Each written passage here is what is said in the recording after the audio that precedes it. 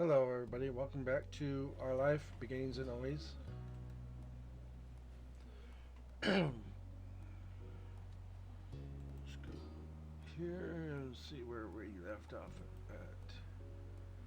It's been a while. Oh, yes. Last time we finished, we did the moment, the boning moment. We got a little queasy from the boat moving around, which can happen. It's motion sickness. It happens. So, today we are doing happiness moment. This is the last the DLCs for step 3 until until they come up with the step 4 moments, including the DLCs that go along with that. I also wanted to let you know that I did download the game Blood Droplets, which I'm sure if you've seen the serendipity moment and you've seen the moments where Jeremy and Shiloh popped up, they made a crossover to this game. But yeah, they're characters, normal characters on the Blood Droplets game. So I figured I'd try to do that and play that, and I'm gonna record that for you guys. But first, I wanted to finish out after this. I want to finish up doing the Yuichi route on Camp Buddy first before I get into that. So we're gonna finish this because it's gonna be probably a long time before they get out the step 4. There was no specific release date for step 4 given, other than it would be sometime this summer, which could be any time between June and say September, or who knows. So anyway, let's get started here.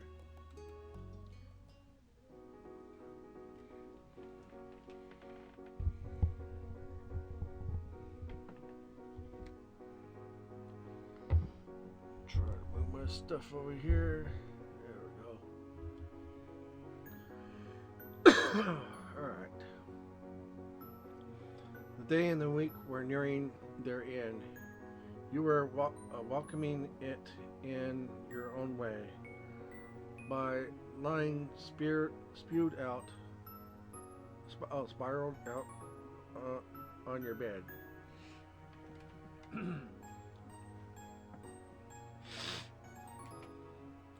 It was quiet in your house. Getting to that time of the night where you really should be sleeping, but you didn't feel tired at all.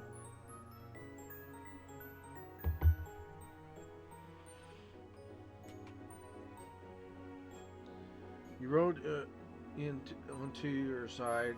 Outside, the lit window across the street blinked out, leaving the buildings on the block faceless silhouettes against a blue-black sky dotted by stars.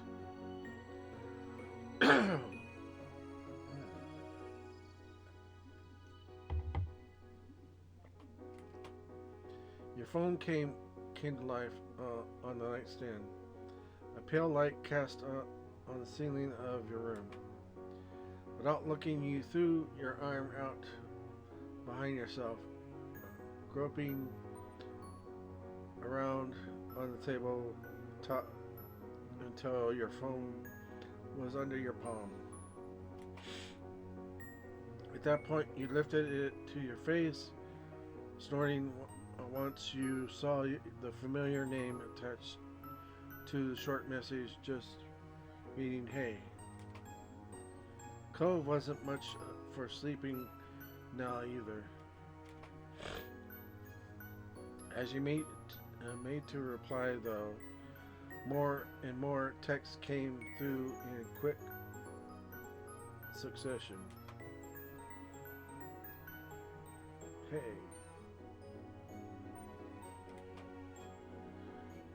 You like doing things. You like doing things with me? I mean, what I'm saying is that there are things you and I do and we like together at the same time.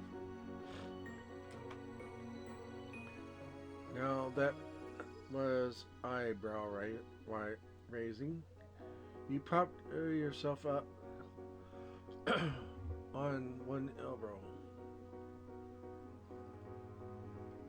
sitting upright against the headboard so you could text more comfortably.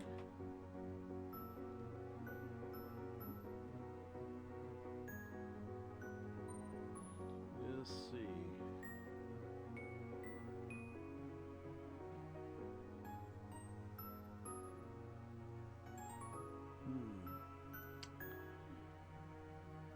Okay. I'm gonna go with this one right here. Man, I'm excited to see where this is going.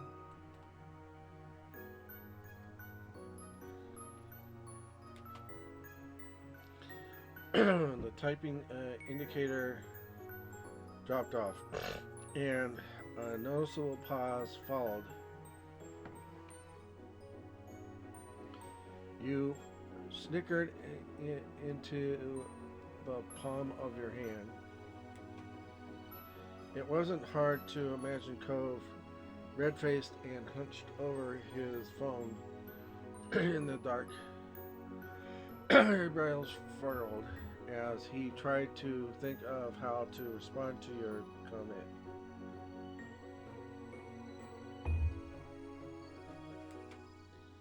But immediately he didn't even attempt to address it. For what I was saying, you're free for a while, right? When's your next shift? Not for a few days. Yeah, okay. Cool, I thought so. I was making sure, alright? You could almost hear Cove's intake of breath as he prepared for the next part.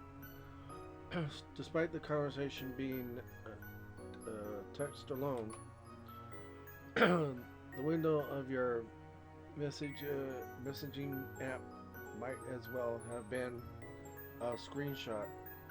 You were left to keep track of the passing seconds with the rising and falling skies of crickets outside.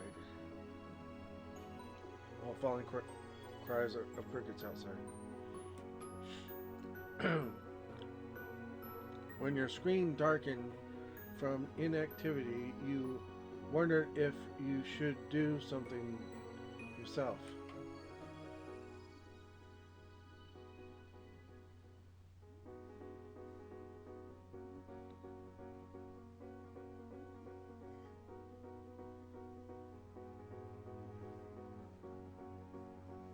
Okay.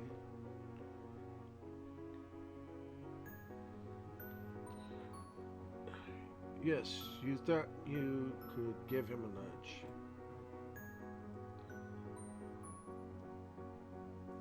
Cove?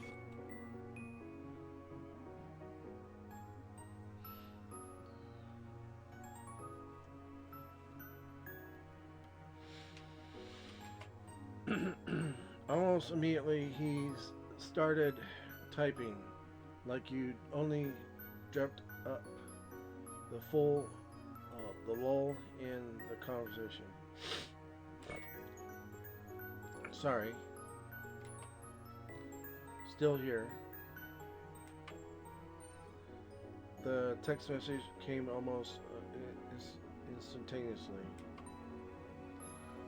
What if we did something new or sort of unexpected? Would you be okay with that? Something we haven't ever done together? You lowered your phone, leaning back against the headboard as you thought it over. The streets outside your window looked different at night, but you knew that if you were to wander out, there would be no chance of you losing your way.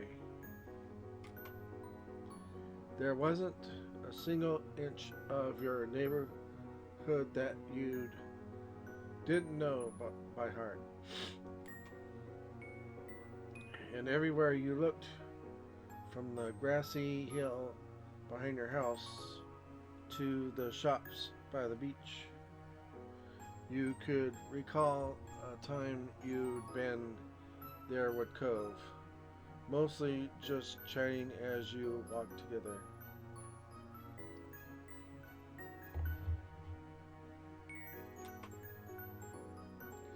You didn't mind everyday things like that, but as for something new or unexpected. Okay. Okay, I'm gonna go with the second one. What did you have in mind exactly?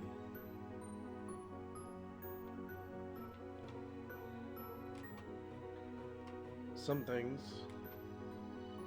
You want to be specific, Cove? I mean, let me in on what do you have in mind? One by one, Cove began presenting his ideas, starting off with attending a play. I don't know, plays would be boring. I wouldn't want to do that. We've watched TV together and movies, but real people performing in front of us? We've never done that. I'm not sure what plays exactly are on right now, but that adds to the unexpected factor.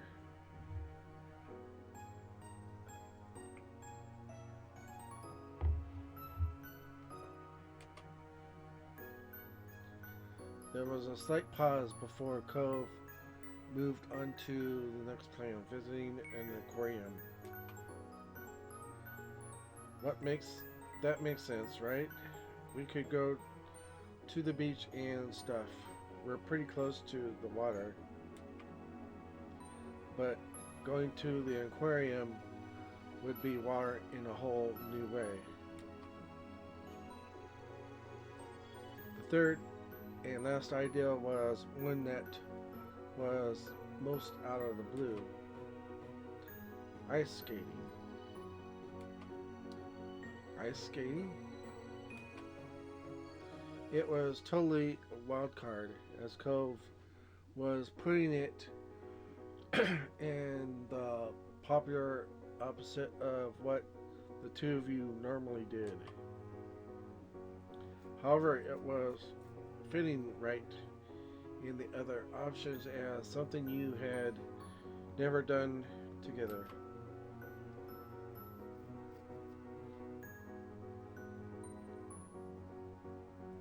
Let's say if hypothetically someone wanted to surprise you with an unexpected outing, would you be okay? Would that be okay? You couldn't help but smile fondly at that, wondering to yourself who that someone could be.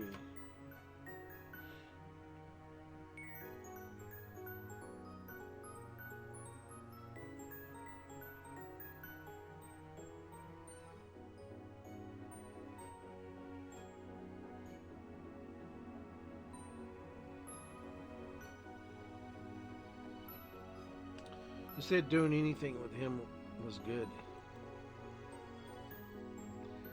Yeah, as long as we're together, I'm okay. Oh, thank you. It was clear from the quickness of his reply, the following pause, that You caught him off guard.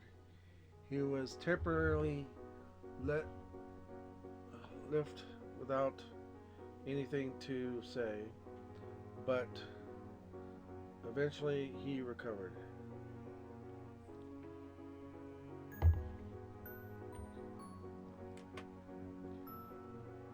Could you still pick a favorite? You burst out. You burst out laughing, for forgetting us for a second. The time, the time of night. It'd be the Quern.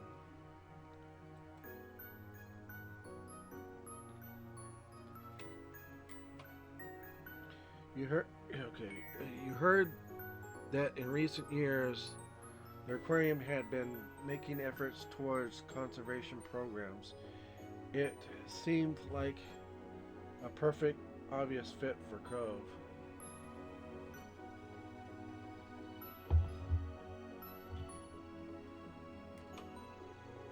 Alright, cool. Don't think too hard about this talk. It doesn't mean anything.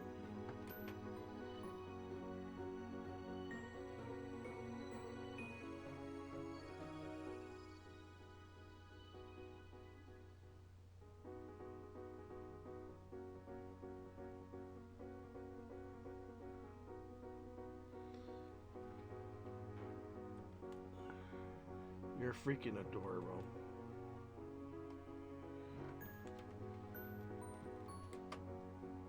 Don't say that. Why not? It's true.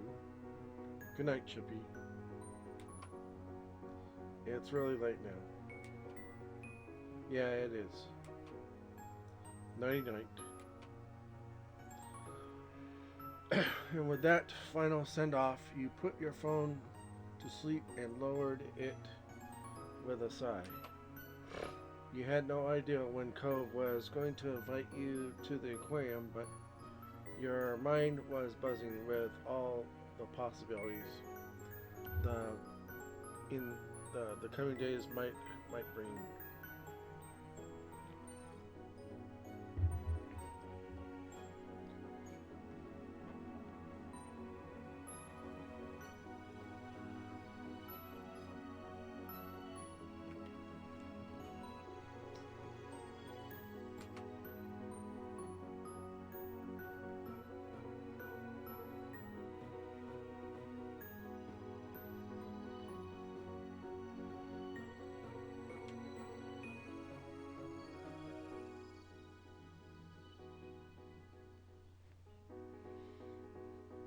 Your phone went back. Yeah, okay. I said that, didn't I?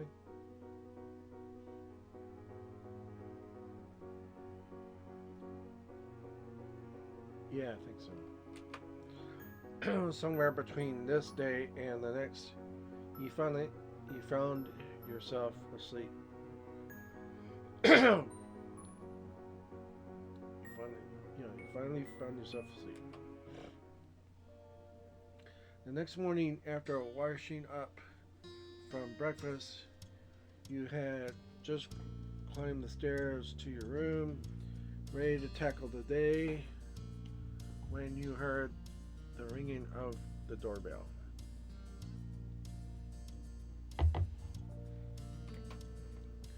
You turned towards the sound, angling, angling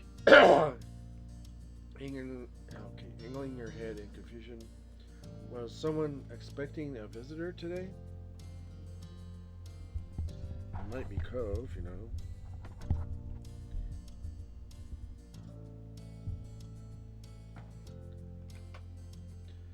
Then again, you weren't even sure if anyone else was around,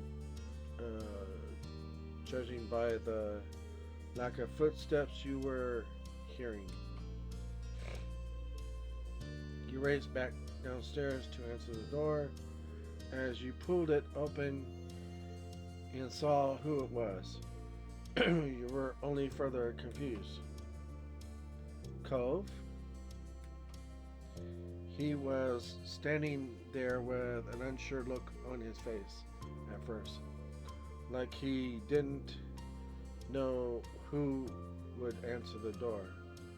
But the moment, but the moment he saw it was you, a shy grin spread across his face.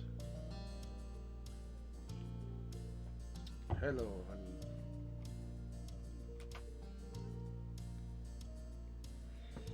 He raised one hand and gave you a little wave. Um, Surprise.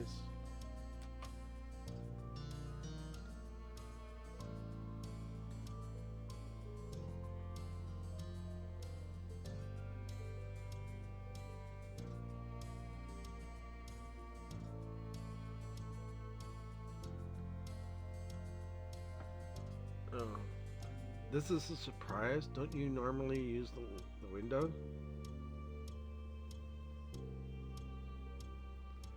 You found it funny how you groaned, so used to hearing him tapping that glass pane that showing up at your front door was what it took to get a reaction. Cove turned his head to the side with a considering lift of his eyebrows. I guess I do, but not today. I... I got you something. He slid his hand out from behind his back, holding it in front of your face. He offered the present to you. Your eyes widened once you saw what it was. A mixed pack of new art supplies. You hadn't expected a gift at all, let alone something as thoughtful as this. Taking one look at your face, no doubt a complicated mix of happiness and shock. Cove let out a laugh. Surprise again. It really is. Suddenly, Cove raised his head, his eyes finding yours, and startling you into stillness.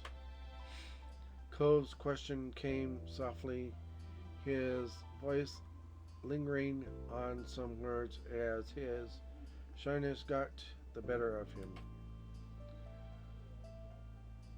Chippy, would you go on a date with me today? I was thinking maybe we could go to the aquarium. He inclined his head at you with a cocked smile. I had a feeling that might be a nice place to invite you to.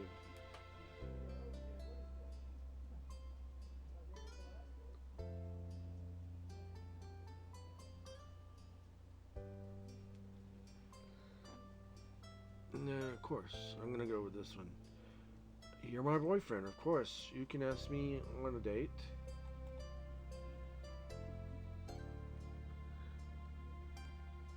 Cove huffed a sigh of relief, his lips spreading in a wide, cheery smile. Alright, we're gonna do it. With his big question asked and accepted, Cove raised the gift towards you again, gesturing with his other hand for you to receive it. You carefully took it from him. I'll put this bad boy somewhere safe when we can get going, and then we can get going. Cove had no problem with that. Still grinning, he stepped back, his body angling away as he waved a hand in the air. get my car ready then. Meet me there. Okay. As soon as the door clicked shut, you dashed upstairs to your room, preparing a spot first for Cove's gift. Then, satisfied with your efforts, you grabbed your bag, tossing it wherever else you thought you needed for an outing, before heading back outside.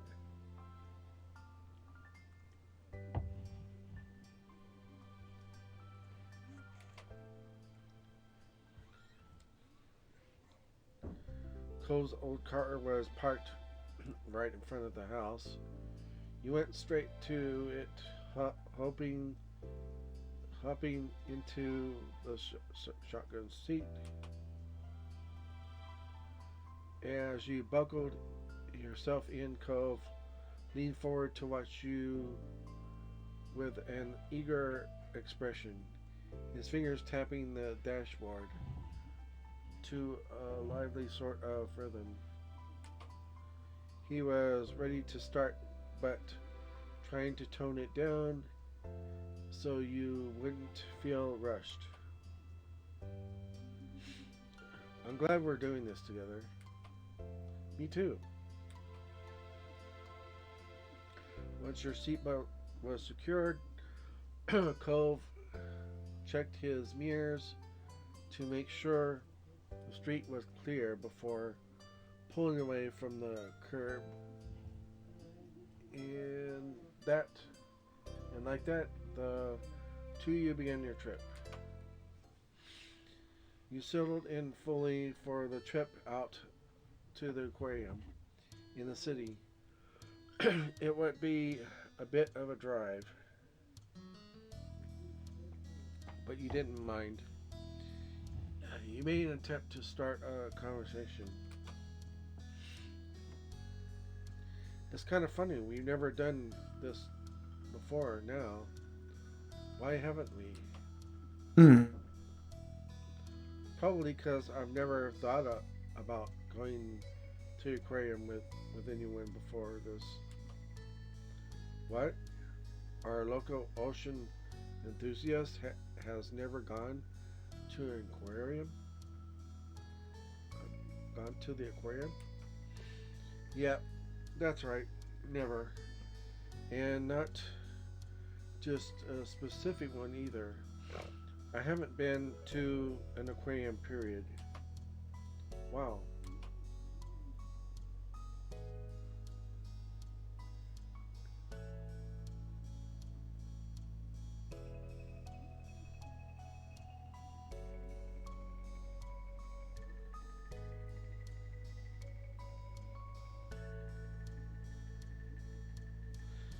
Yeah, I'm gonna go with this one. The two of you hadn't been to an aquarium either.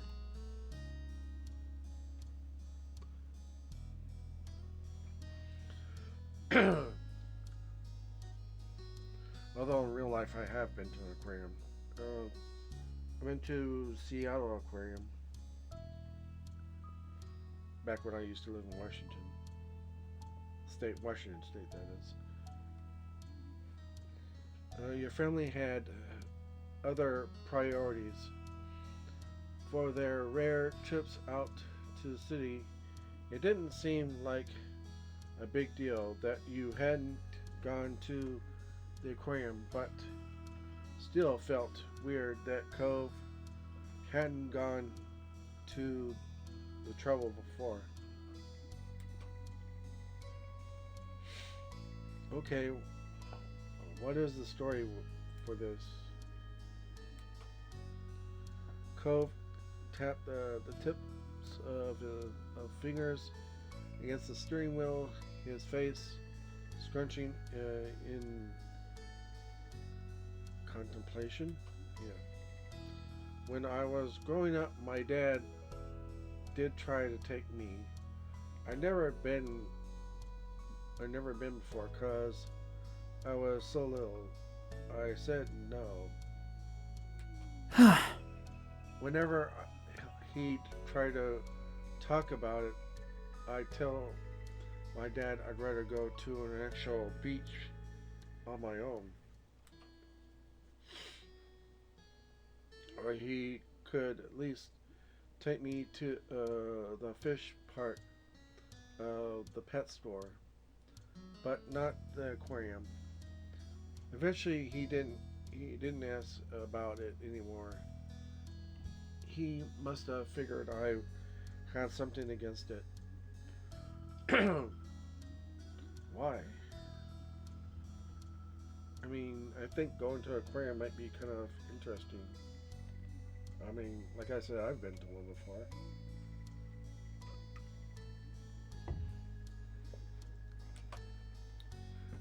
When he stopped mentioning the aquarium, I stopped thinking about it.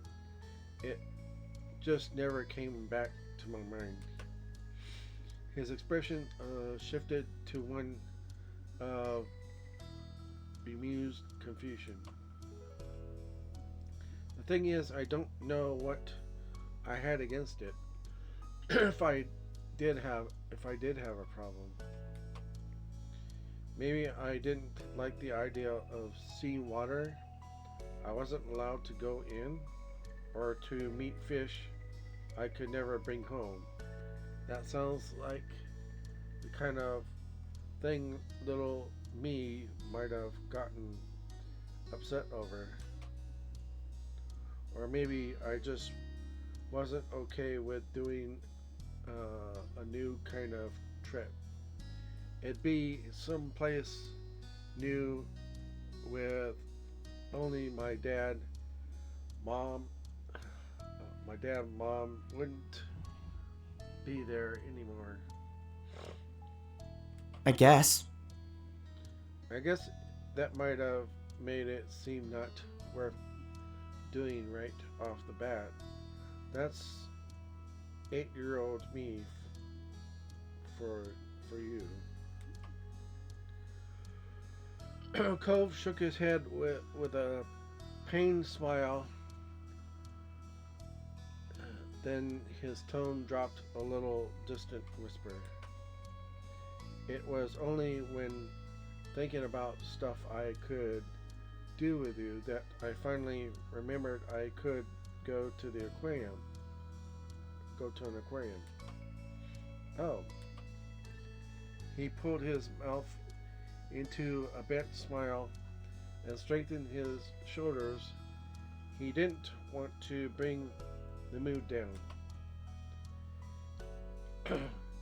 It all worked out in the end, 'cause I got to really surprise you with the news, huh?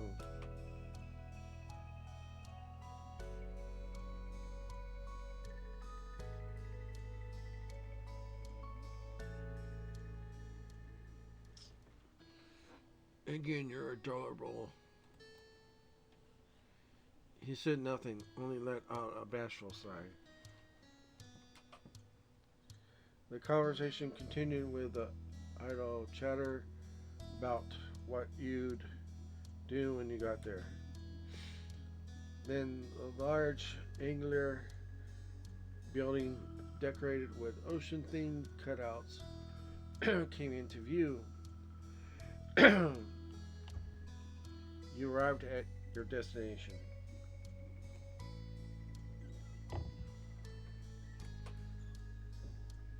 You hopped out of the car and headed over to the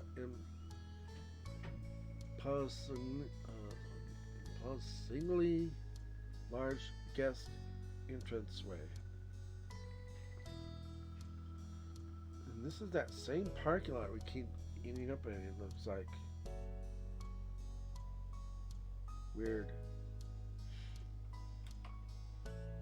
Cole's head swerved around to let his curious eyes take in every view, and you weren't even inside yet. You could see the realization of what he'd been missing out on dawn on him in real time. Cove bounced on the balls of his feet as two of you stood in line to get tickets. His excitement continued to build. When you finally were face to face with the tanks, you could hear Cove quietly gasp from your side. He briskly took some large strides to get further into the room and to get closer to the glass barrier. There he stood still. After taking a moment for himself, he whipped around to look at you. Cove was outright vibrating with excitement. His mouth opened in a large smile, but all that came out was tiny squeaking giggles, but bubbled over into full-on giddy laughter before he was able to speak in earnest. Each word was full of joy. It's amazing. I love it here.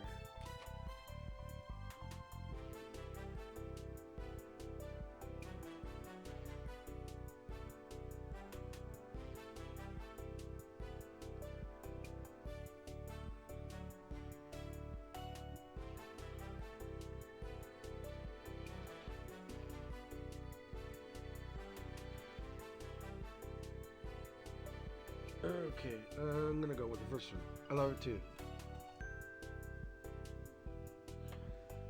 He cheered back without hesitation. Yeah, the aquarium is great. The two of you wasted no time before rushing around the place. You went every which way across the aquarium. Cove was in oh god.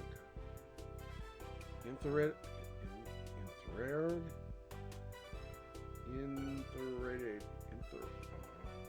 That word, I can't pronounce it. Sorry. By each news site. His eyes alight like a kid in a candy store, and a perpetual smile made its home on his face. No metaphorical stone was left unturned. He viewed all the tanks from his tallest of heights on tiny toes, as well as crouching as low as the floor as he could manage.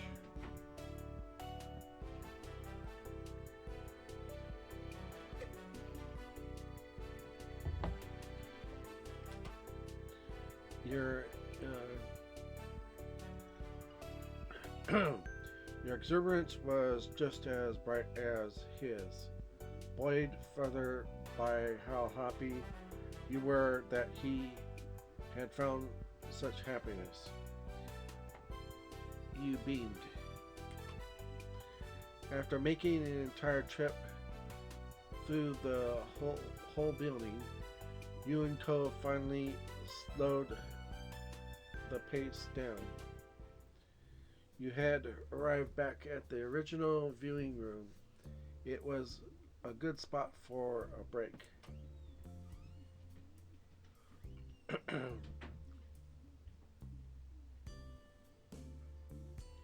Cove stood quietly near the tank in almost the same spot as he had when he first took in the view. Somehow that moment already felt like a long time ago.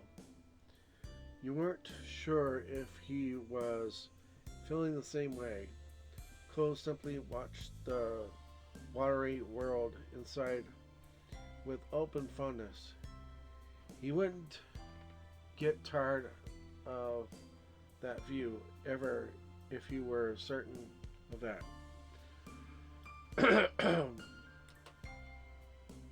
You walked up to stand by him, taking in the same otherworldly experience of having a sea right in front of you. Suddenly, Ko swallowed hard. Your head tilted. He wasn't looking at you. His eyes were glued to the vast ocean view in front of him. But his bright red face reflected clearly in the floor to ceiling glass pane, separating aquarium goers from the water. You couldn't understand. Nothing had happened. Then came this.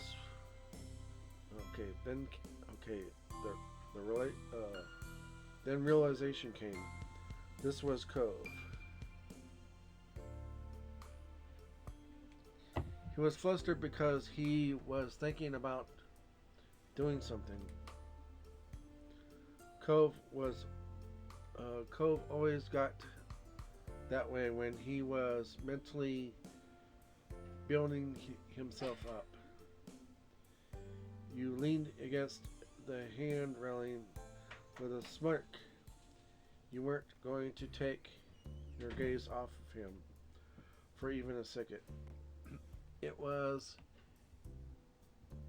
imperative that you didn't miss any of this, whatever it was. Oh, so there's lots of fish in here, huh? That's right. Good job. His mouth clamped shut after those vague started words. You could feel a tension growing after a breathless pause. He spoke again. You know, if you were a fish, you'd be a paradise fish, because being with you is like in paradise. Aw, so nice. For a nice thing for you to say. Cove pressed his forehead against the glass with his eyes wide and gazed down as he permanently refused to even peek at what reaction you might be giving.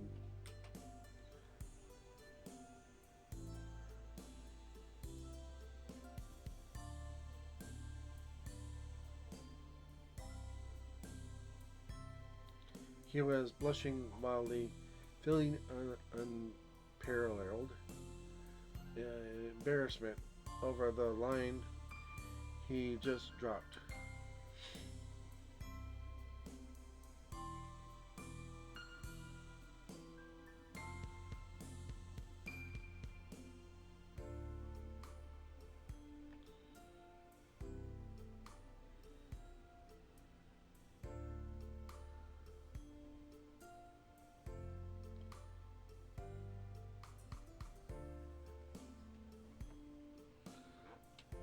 I'm gonna go with the first one. You smiled adorably while watching him. He was too cute. It was unreal.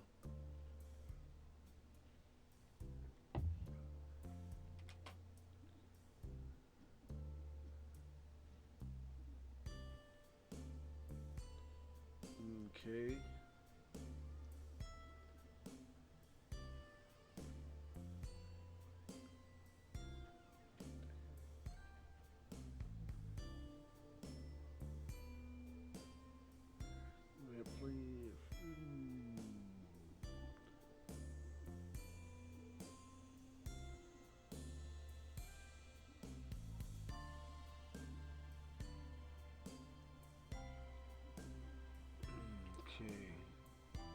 don't know what I should pick for this.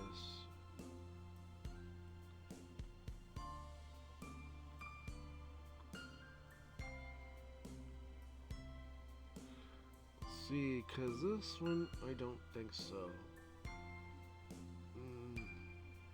And he already said that, so I don't know if I want to repeat it. So, I'm just going to go with this. You had no words. Cove bashful shrunk into himself, feeling awkward over what he did. How you reacted, the entire thing, basically. After that, Cove wanted to go around the aquarium again.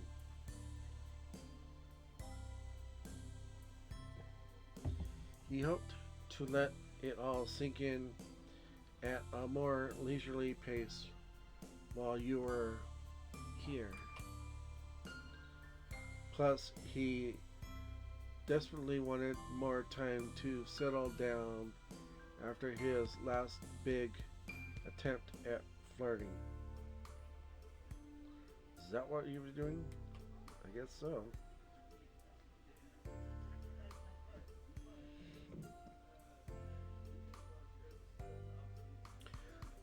The two of you began your second look down the pass.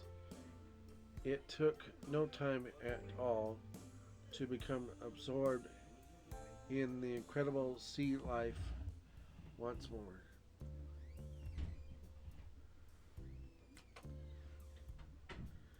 As you walked, Cove stole a quick look at you after only having eyes for the fish for quite some time. Hey! Hey, would it be alright to ask you why you chose this place? What made it the favorite one out of anything? It doesn't matter why, I'm just curious.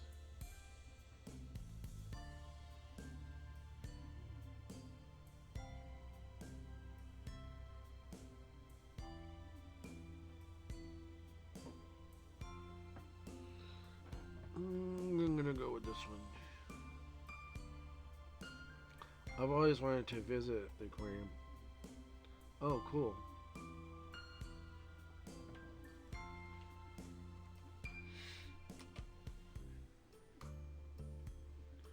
You could tell Cove was feeling pretty pleased with himself by the way his elbows rose and his smile curved. One of his suggestion was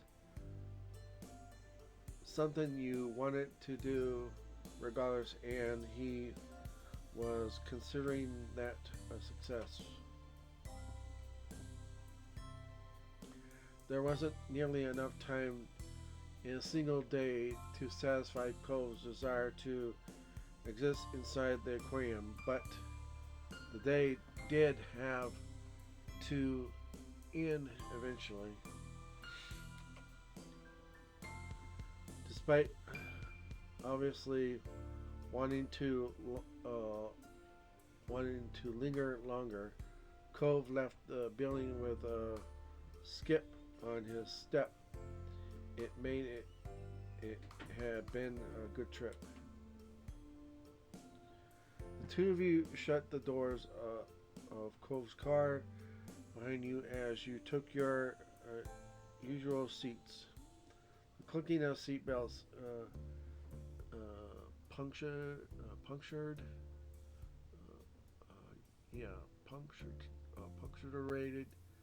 the end of the adventure. I would absolutely do that again. Yeah, I would absolutely do that again. No kidding. Cove chuckled as he pulled the car out of the parking lot spot, spirits still as high as ever. waves into the drive. Cove glanced towards the direction. You stretched your arms as you shifted in the seat, wanting to potentially waiting patiently for him to say what was on his mind. So, I know this was unexpected, but thanks for coming along.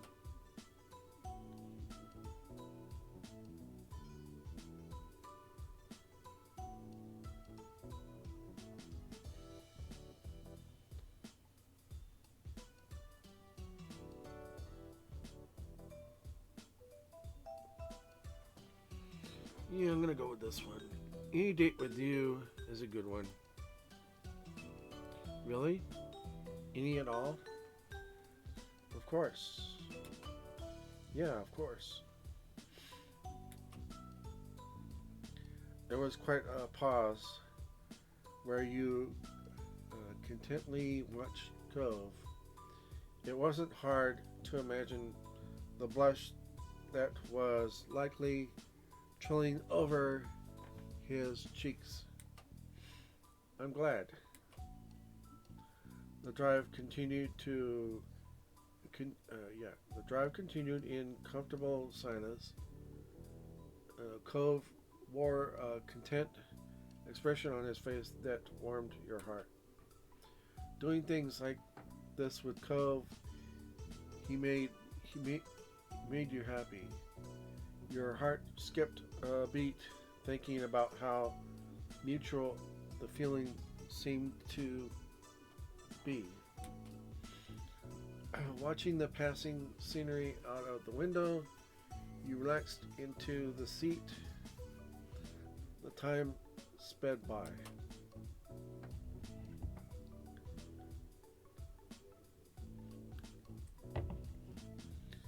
It wasn't too long before Cove pulled into his driveway. Sighing happily, you got out of the car while Cove came around to where you were standing. He stood there a moment, rolling a pebble under his shoe. It sounds like something Dexter used to do. I'll see you tomorrow. Of course. I'm counting on it. thanks. After that, you and Cove parted ways for the rest of the day. Even when you fell back into your normal routine, your mind refused to stop buzzing with the memory of your little adventure. As you crawled into bed and closed your eyes, you were back in the best parts of today. You hoped Cove's surprise would continue just a bit longer and continue in your dreams.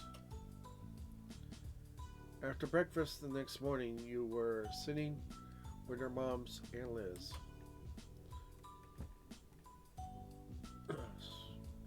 Okay.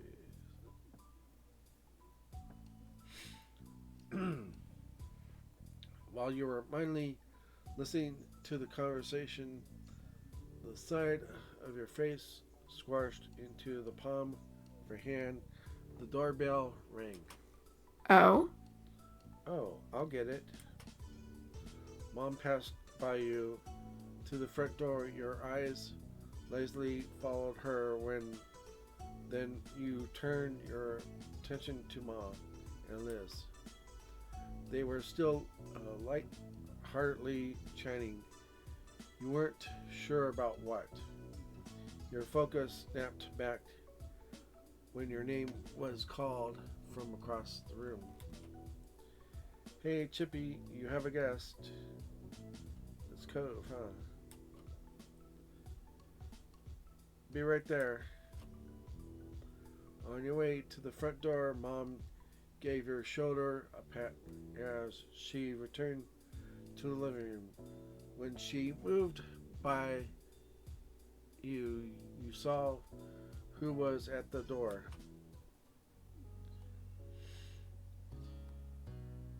It was Cove again. A smile stretched out across his face the moment your eyes met. Hi. Hi, Cove, sweetie. Instantly, you looked over your shoulder to see Ma several feet away, but within an eye shot of the door, she waved. When you faced Cove again, he was looking at the ground shyly. It reminded you of the last time you had seen him the night before. That was all the push you needed to step outside, closing the door behind you for some privacy.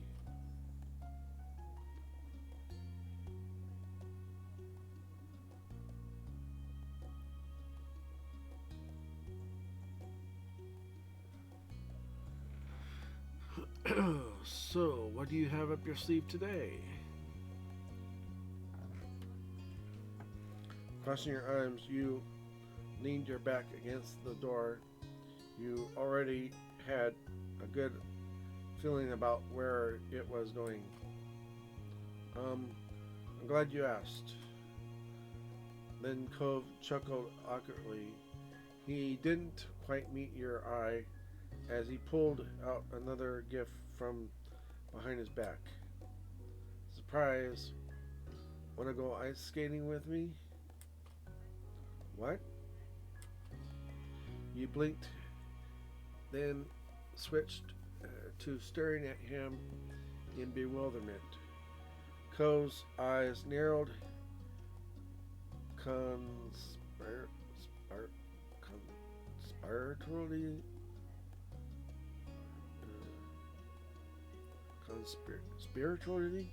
something like that. The real surprise was that I'm gonna invite you to all three places. You never had to choose only one. Oh, you only had to choose one. I just need to make sure that they didn't sound completely terrible.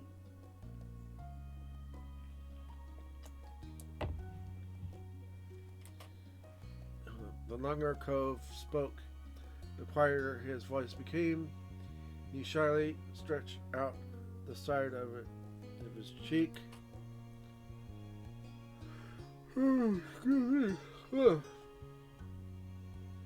And to check if you'd be free. So, surprise again.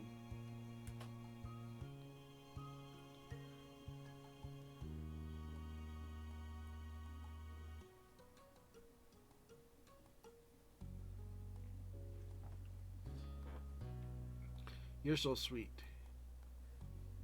Thanks. His face grew red with a blush. Charlie Cove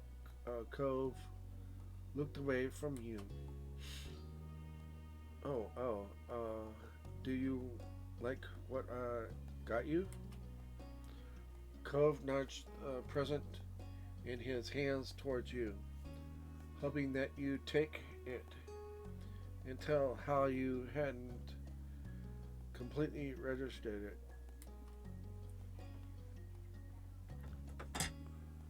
Excuse me.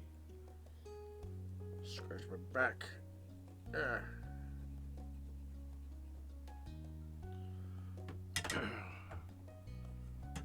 There we go. It was carefully chosen Yoko case. Whatever that is.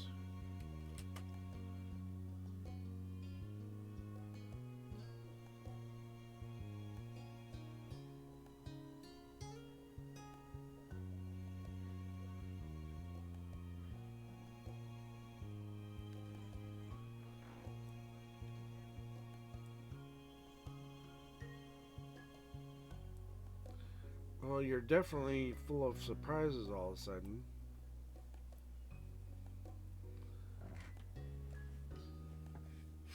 Cole watched you nervously, like he wasn't completely sure if you meant it as a good thing.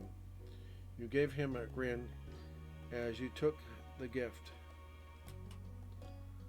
I'm looking forward to finding out what else might happen. One step at a time. Are you going to accept the other part too? I'm always excited about the ice rink. Let's get going. Cole bounced on his toes of his feet as he leaned over to kiss you.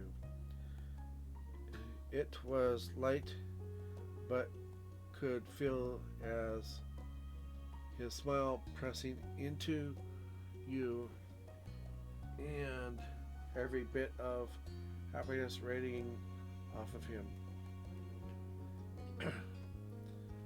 I've never actually been ice skating before, but probably pretty awkward at it.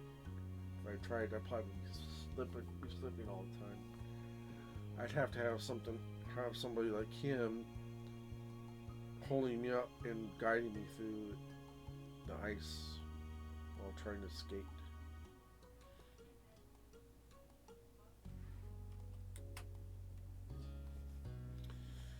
Thanks for coming. I'll be in the car. You can go get ready. All right. You sped back inside and spotted your family still sitting around the table. They all turned and smiled at you. So, what's the plan for today? Cove invited me to go ice skating with him. Ma clapped her hands together happily. Her smile beamed. Have fun. That sounds so fun. So I hope you have a great time with Cove. I will. You grinned and looked over at Liz. She nodded, looking happy for you. It didn't take long to get ready and dash out the front door.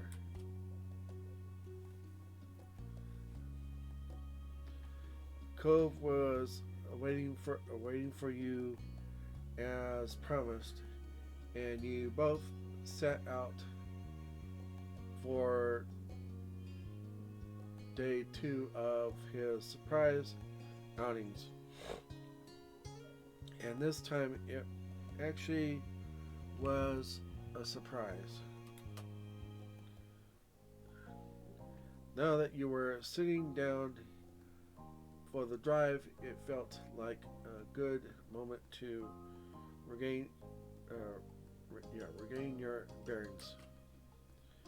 You shrugged your pack into your lap and began thumbing through your things to make sure that you hurry to leave. You hadn't forgotten anything important.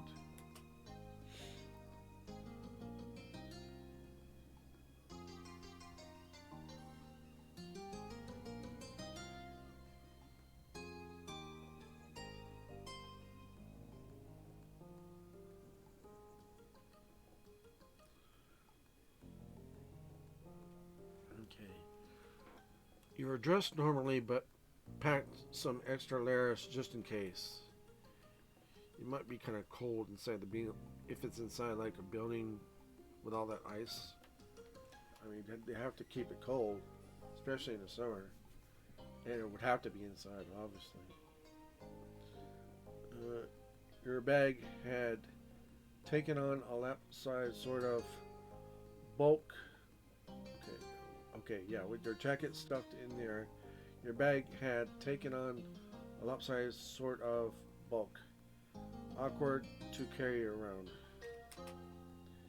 You zipped it closed again, and Cove began to speak, raising his voice to be heard over the ambient noise of the car ride. So, Ice skating. this is going to be crazy. Having fun with water that's frozen. Unheard of. He chuckled at his own joke, and you shook your head at him, though you couldn't help grinning at his silly comment. Silly boy. Who knows? Maybe in colder places it's the opposite. That's weird. As you looked at him, you caught a glimpse of the back seat. It was empty, which wouldn't be strange for any other day. You didn't bring a jacket? Nope. You know I hate extra layers, and there aren't any parents around to force me to do it now.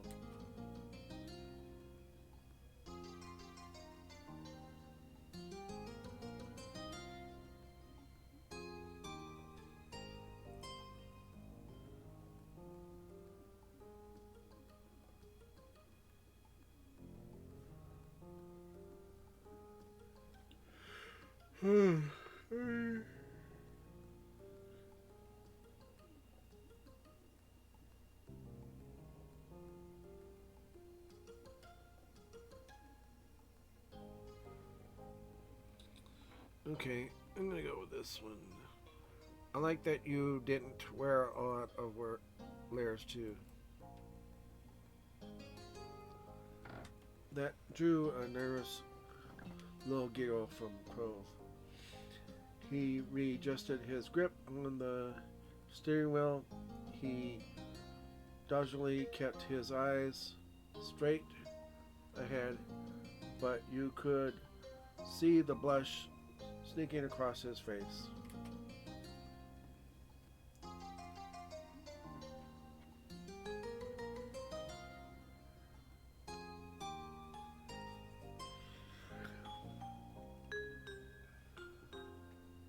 You laid your arm against the window, the scenery outside passing by in a blur, until finally you arrived at the ice skating rink.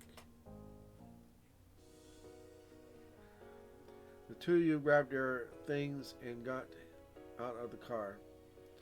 A wave of heat, so thick it felt like you were swimming in it, hit you as soon as you set foot into the sun-hot asphalt of the parking lot. Again, the same parking lot.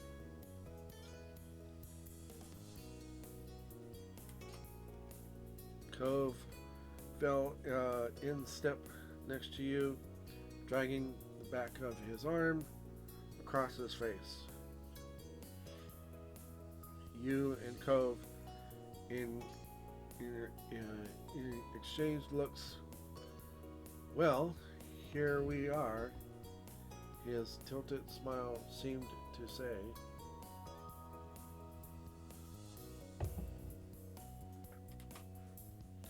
The skating rink was a large building of glass and concrete, with its name plastered in simple white letters above its entrance. The nondescript flat rooftop style architecture reminding you a bit of the local mall. You went in. As the doors slid shut behind you, you heard Cove's sharp intake of breath. You glanced over at him, seeing the stunned look on his face, his lips drawn tight in a frown. Ah! It's really cold in here. Yeah, they gotta keep it cold. Keep the ice from melting. Keep the ice good and cold. You were equally amazed at how cold it was. Okay, wait a minute.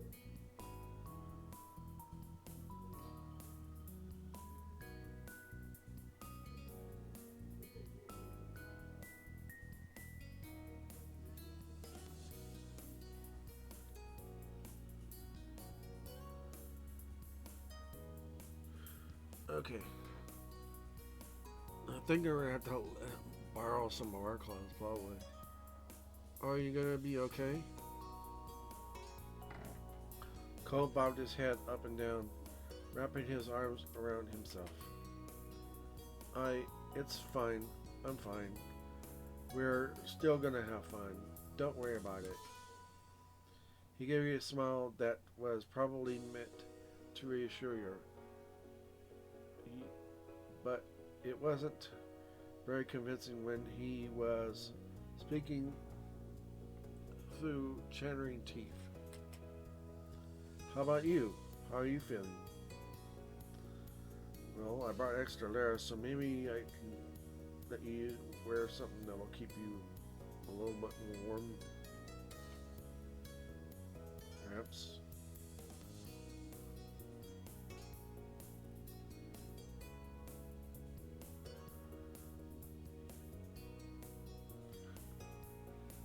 I'm feeling just fine.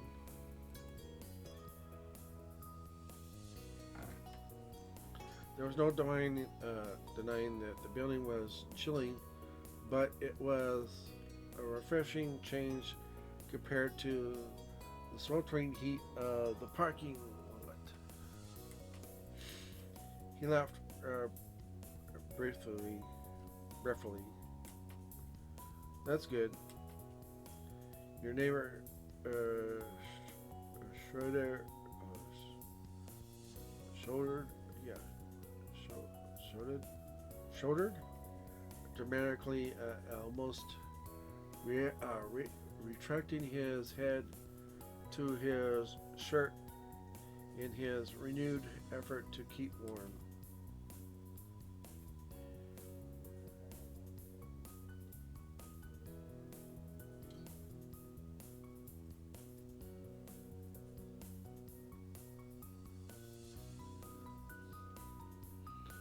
Here, I'll give you some body warmth, okay? You held onto him to keep him warm. You took a step towards him and wrapped him up in what you hoped would eventually become a warm embrace. For a second, his body went even more rigid, but he quickly relaxed and gave you a self-conscious smile. Thank you. Thanks, Chippy. Of course, son. See if you feel like thanking me after I force you to rent skates like this.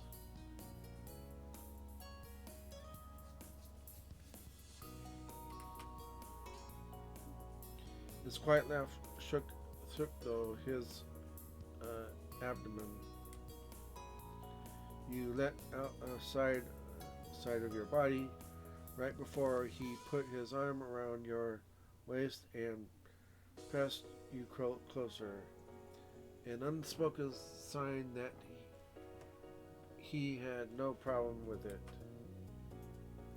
Like this, the two of you ambled over the rental counter together, a slightly awkward process that had you unsure if you were going forward or sideways.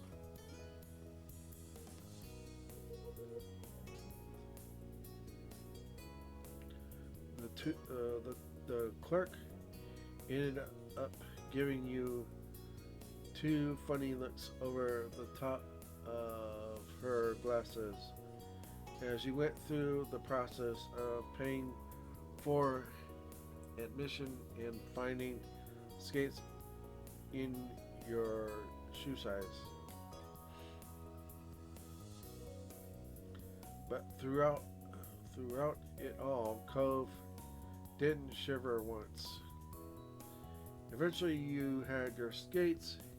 It was particularly well-worn set. It was particularly well-worn set. Still sturdy, but where it had once been blue, it was now faded. And where it had once been white, was now closer to tan.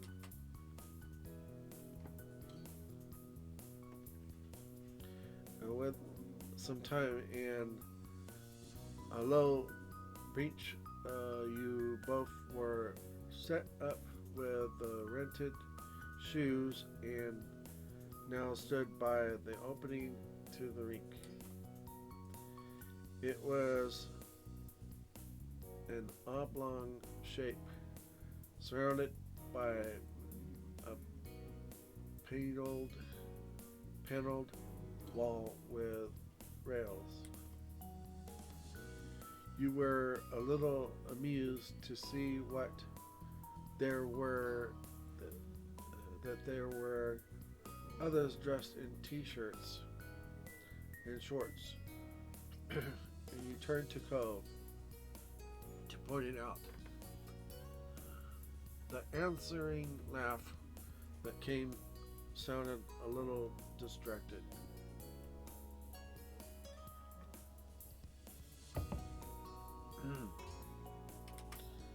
Well, Oh, here we go. Tentatively, he took one step out onto the ice.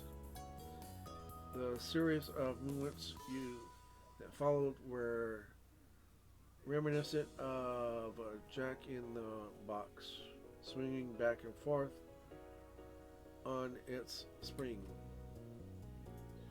You thought you might laugh, but it died in your throat when, for one heart lurching second, Cove's upper body tipped forward at a 90-degree angle. His hand shot out, snapped against the ledge, running along the plexiglass panels on the side of the rink. The relieved side left both of him and you. He was mumbling to himself as he craned his head back. He must have caught the alarm on your face, because he gave you a smile as shakily as his footing. I'll make it work.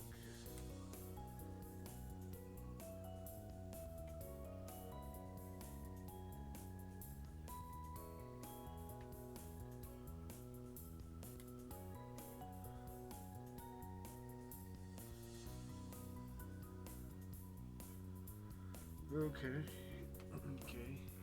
First one. You've never been ice skating before, now either. You came forward to join him, and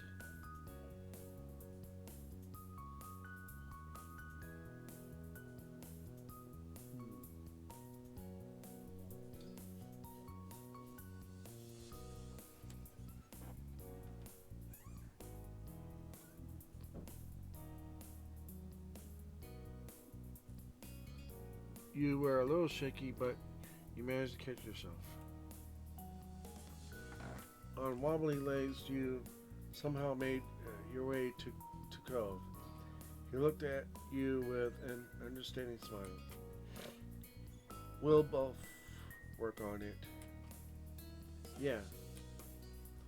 It's kind of amazing we're seriously ice skating right now, but this is what we decided to do. I should stop being surprised over everything. Let's skate.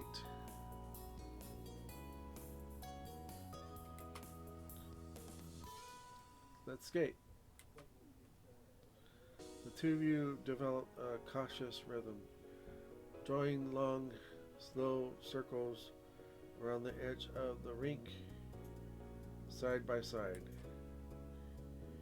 Either of you were experts. In fact, it was hard to tell who was worse.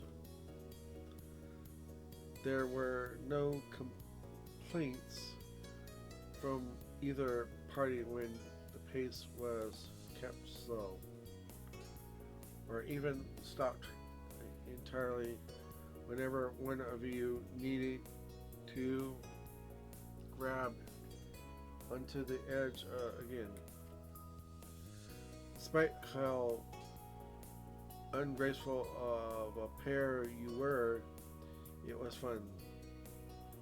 White puffs of air released from you and Cove as you laughed and cheered each other for the smallest achievement. There were also still plenty of moments spent clinging onto each other for added warmth against the unrelenting chill of the space. The hours slid right past you. You were just like that, it was suddenly time to call it a day. After returning the borrowed skates, Cove and you ventured back out into the California air. Even though the sun was almost behind the horizon, it was still palpably warmer than inside the rink. Cove rushed over to his car, his shivering hand clutched to yours. You let him pull you forward to his mad dash to the vehicle. Doors were open and closed, seats were taken, the engine switched on, and the heat turned on to max. At that, Cove finally relaxed. Your foray into the freezing cold had ended, and nicely at that.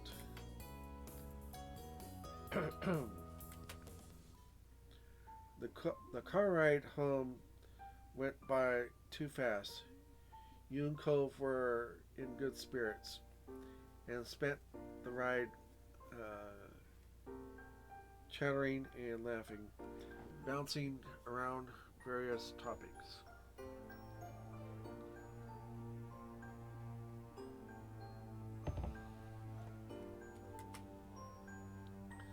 But you didn't ask the question that sat all day in the back of your mind. Why was Cove doing all this in the first place? Again, you both parted ways from the night in the neighborhood street. You watched Cove head inside with a quick wave. You were halfway to your own house when a familiar voice called out to you. Turning on your heels, you spotted Mr. Holden. He lightly jogged over to talk. Hey! How are you? I'm good. Great. I was just getting home from work. Well, what are you up to? Or rather, what were you up to today?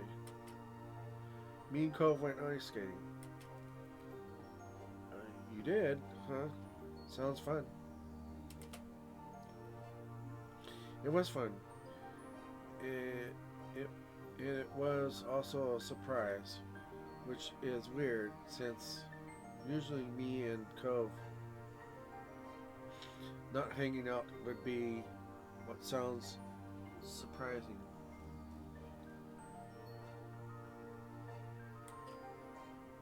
Crossing your arms, you gave a quick laugh. Mr. Holden frowned. He rubbed the back of his neck and studied you for several silent moments. Right, so, Chippy, what's going on there? Something is going on, isn't it? Well, wait, what makes you ask? There's not a problem, right? So, I'll answer your question if you answer mine. Deal? Okay. That was Mr. Holden's ways trying to make deals with you. But you could deal with it. Alright. You have yourself a deal. You held a hand out to make it official. Mr. Holden's smile widened as he reached out and shook it. What's the story? The truth is, Cove's been doing a lot for me lately. Way more than usual. For 2 days in a row, he's planned special dates and gifts too. I don't know why. Cole's father nodded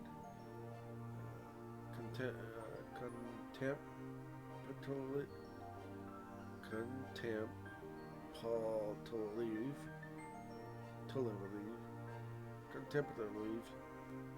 He accepted the situation easily.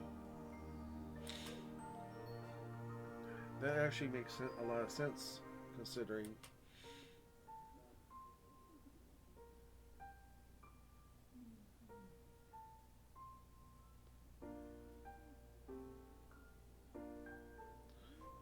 Considering what?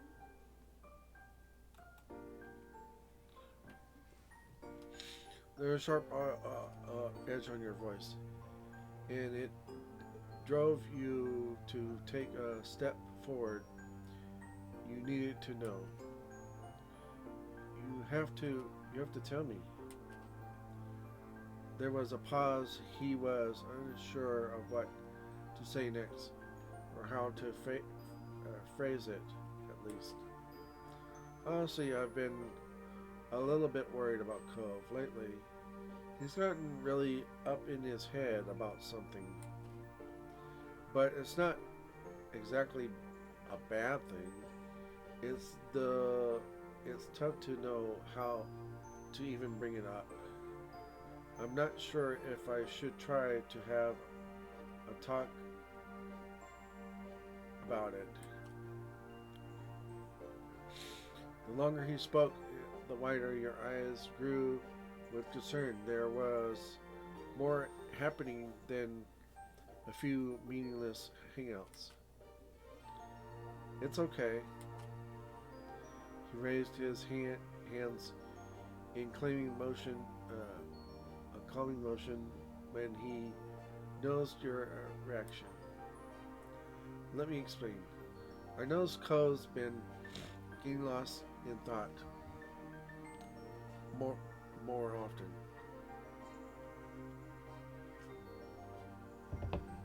Recently, and sometimes has his laptop out in the living room. He leaves it laying around on the couch and puts it on the coffee table.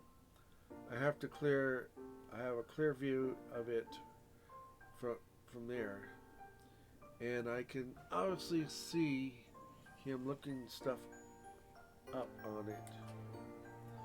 Cove keeps searching one phrase and different words of it too, when he'll spend ages clicking through the linked results.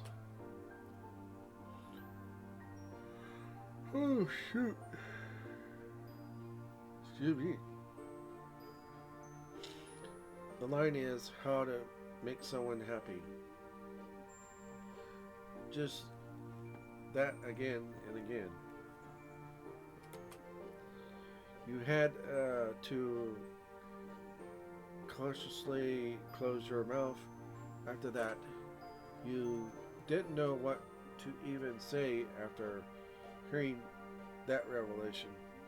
Mr. Holden gently, gently beamed.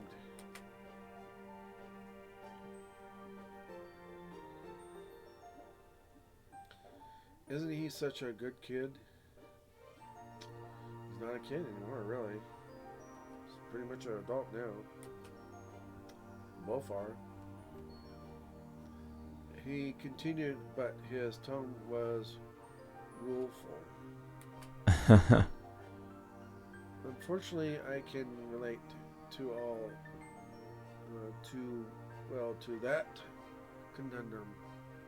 Who I am, I too judge, right? Who am I to judge, right?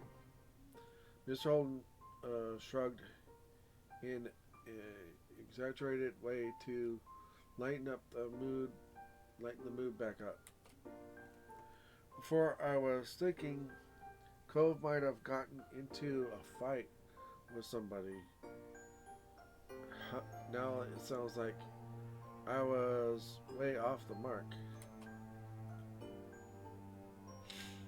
Cove clearly has other plans on the brain. I'm even more confused on whether this is something I should get into or not. You know, actually, I was wondering if you could have a little chat with him about what's going on. It sounds like you're at the core of Cove's sudden study sessions, so he might feel more at ease talking about it, or more embarrassed, but he'd still probably do it. I would really appreciate it.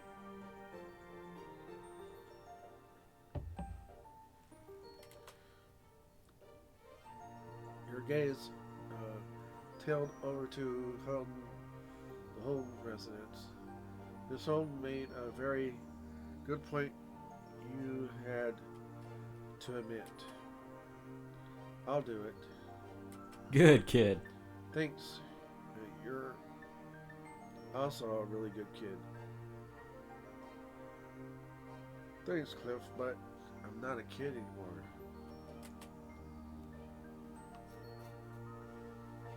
You shook your head with a smile and started walking towards where Cove went. After a few steps, you realized that Mr. Holden wasn't following you. Glance back at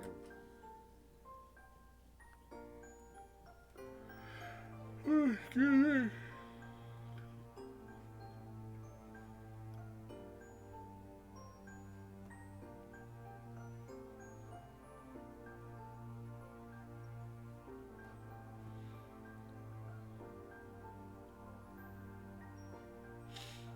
I'm going to hang out for a bit.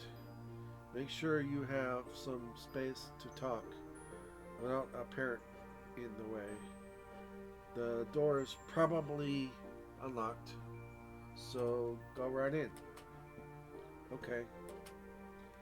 But you hesitated for a moment. Mr. Holden's smile faded. Thanks for talking with me. This has been on my mind too, and I think it'll be it would be good to ask Cove if everything's okay. Absolutely. Excuse me.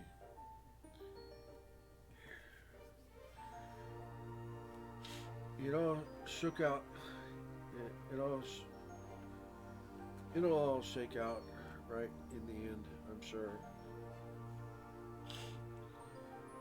Blow my nose.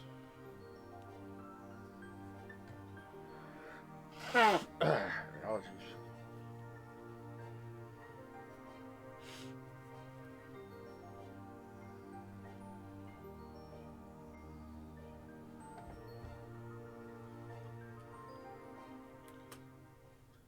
Mr. Holden grew much happier than he was a moment ago.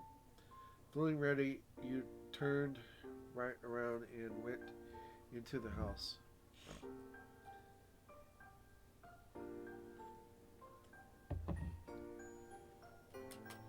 I, Hey, Cole was sitting on the couch with his uh, aforementioned laptop open.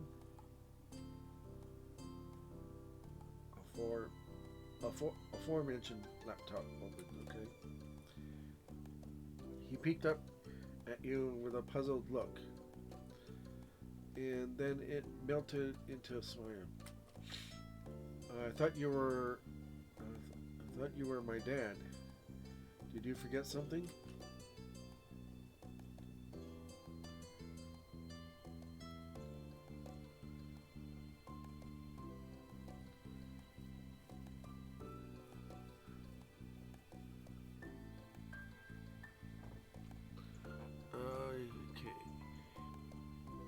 Okay. Your father and I were actually just talking a minute ago.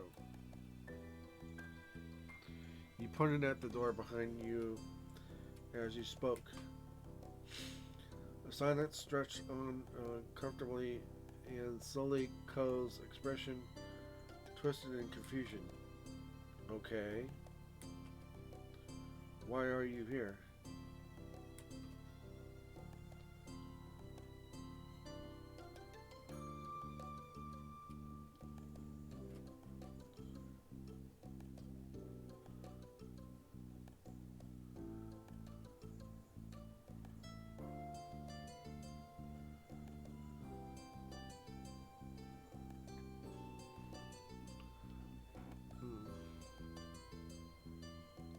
I'm gonna go on the second one.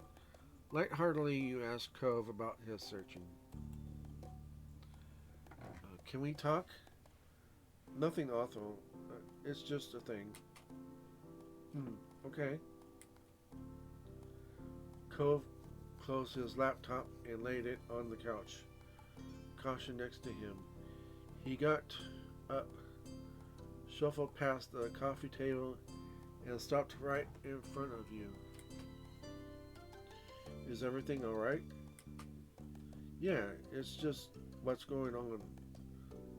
What's going on, Cove?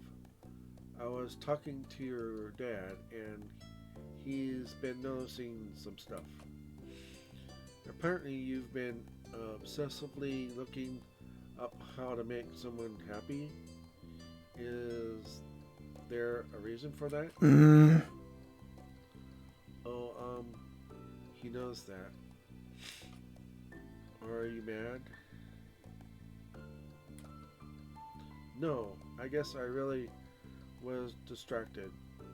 I didn't think people around would actually be paying attention or taking note of things. He chuckled awkwardly at himself. Cove, will you tell me why you felt like doing all that, doing that so much? Chippy. Cove looked at you with a large, earnest eyes. I did it because I want you to be happy.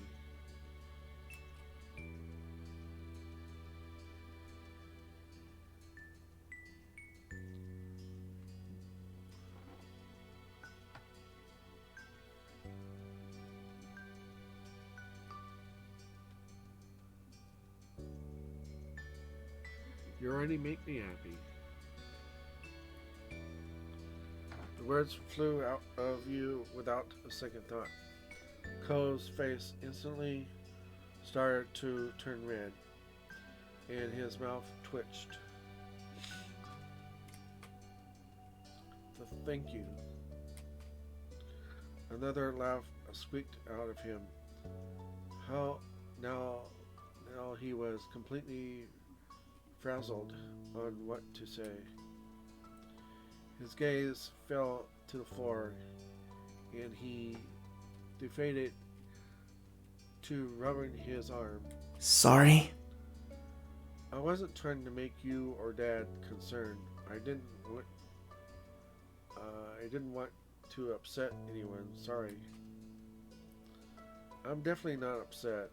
Your dad isn't either.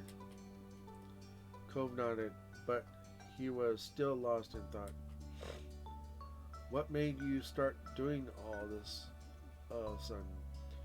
Did I do something?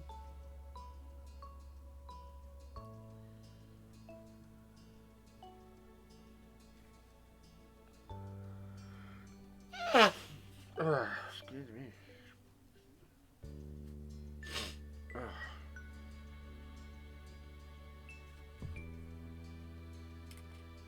No. Then what happened? I don't know. With a deep frown, Cove looked back at you and repeated the phrase. Each time inflection was different, like he intended to say something different, but was coming up with the same non-reply. I don't know. I don't know anything. He ran a hand through his hair, trying to understand his own motivations. I guess maybe with everything that's been happening and everything that's coming soon, it's just kind of hit me that we're neighbors. A quick sort of air came out of your nose from his conclusion. Yeah?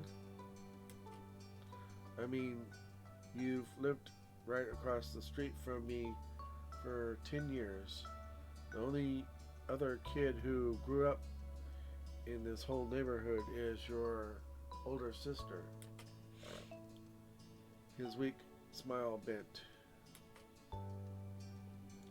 And then there's our parents. They sure were putting in the effort for the two of us to get to know each other. My dad literally paid you to be my friend. Yeah, I know. I remember that. Cove shook his head with a laugh. His gaze was far away as he nostalgically reflected on the history you had. Basically, everything in our lives was set up for us to be together. I was always effortless.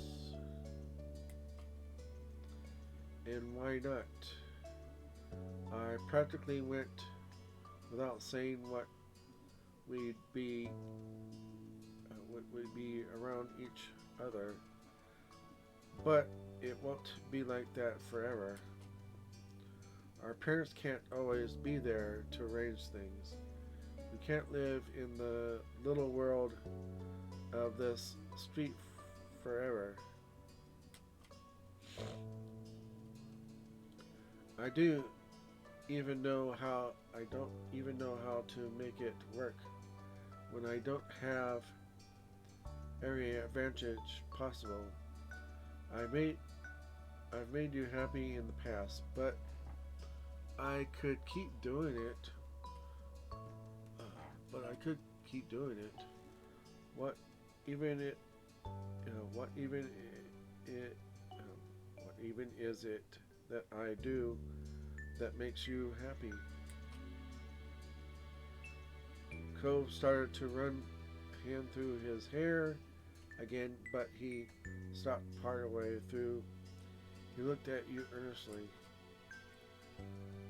It was like breathing when you're just going through life. You do what you're doing without thinking. And then something reminds you that you're breathing and you become way more conscious of it. being with you is the same. I do what I normally do without pondering deeply on it, but all the stuff made me start thinking about it. Then I couldn't stop thinking about it. Cove sighed and stood straighter. His eyes watched you softly, and you felt a surge of warmth in your chest. Chippy, I love you. I know, I love you too. I feel like I needed to try harder to make an effort for you, for the relationship we had. I had to, and well, that's what I did. Cove scratched the back of his neck. He looked sheepish now. It seemed like such a good idea in my head. It made complete sense, but maybe it was dumb.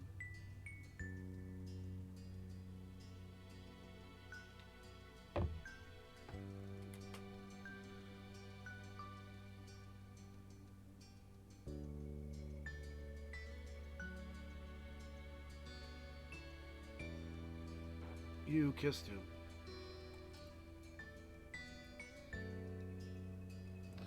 In one shift of motion, you pulled him closer and leaned in, delicately pressing a kiss onto his mouth.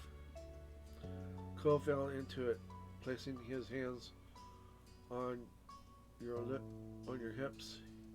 He kissed you back. Stepping back, you took a deep breath. Cove shifted how he was standing and watched you bashfully.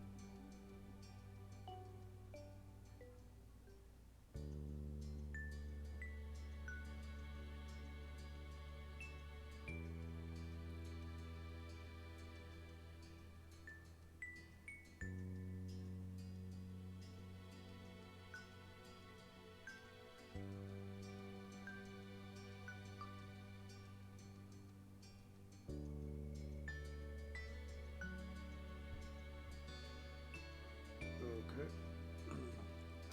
I love you too.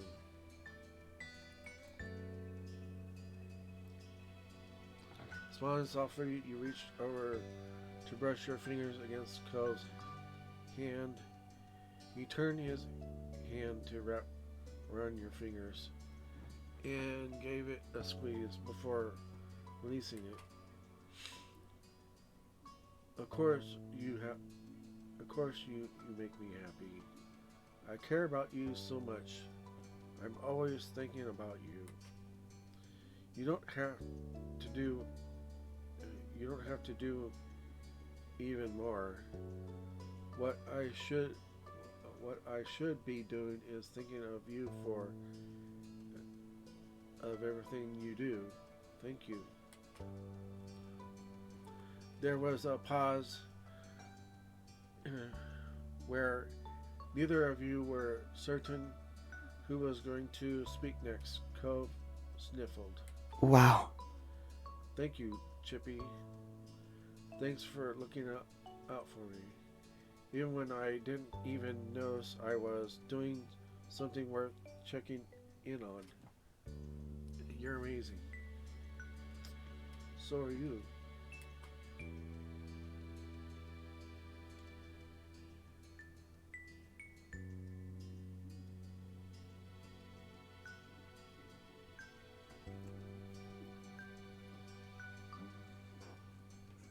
It's no problem. And you meant it. Cove was always there when you needed him. You breathed a happy sigh of relief that you were able to work this through. Cove chuckled now that everything was out in the open. His words were lighter.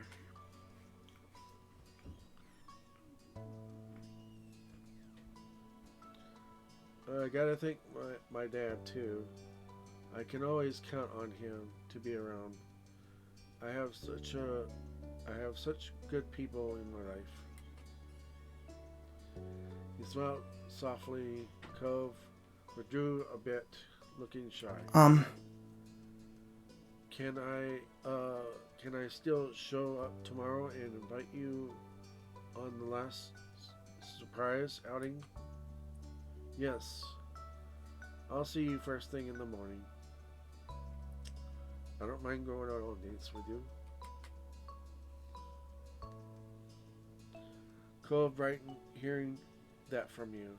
Grinning ear to ear, you honestly couldn't think of anything better than seeing the earnest look in his eyes. He simply wanted to spend time having fun with you. I can't wait.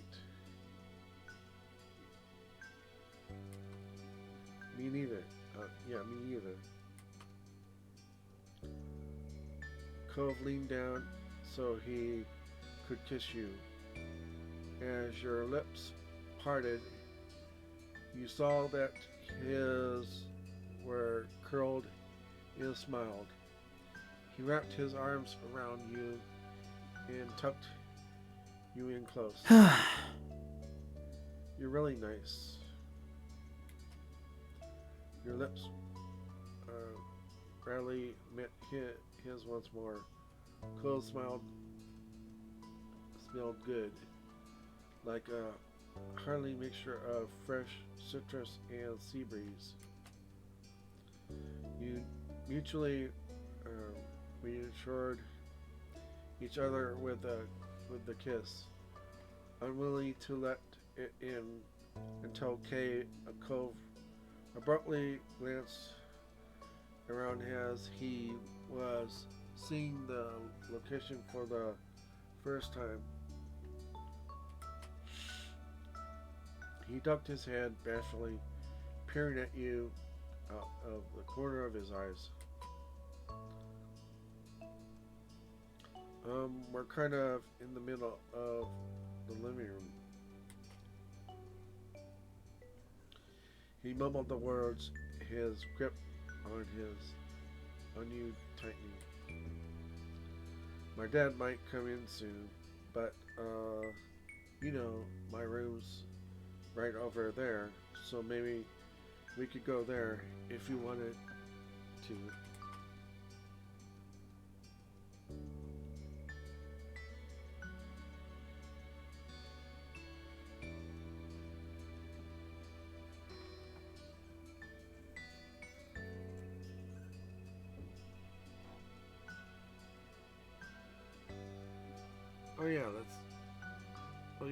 Let's go.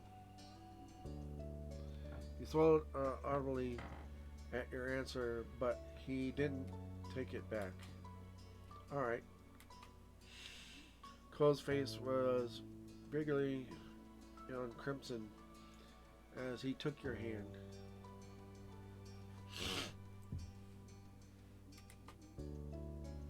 Smiling, you gripped his hand tightly together. You hurled down the hall to his room. You were the one who opened the door as you pushed through as one smoothly closed the door after him, using the heel of his foot, not allowing his hand or attention to be diverted from you for even a moment. He took you into his arms fully, holding you close to his chest. You inhaled another rift, invigorating fragrance as you stared into his open, eager eyes. Okay, we're gonna have another makeout session. Yay! I heard about this. I heard that we were gonna do this, so yeah, let's do it.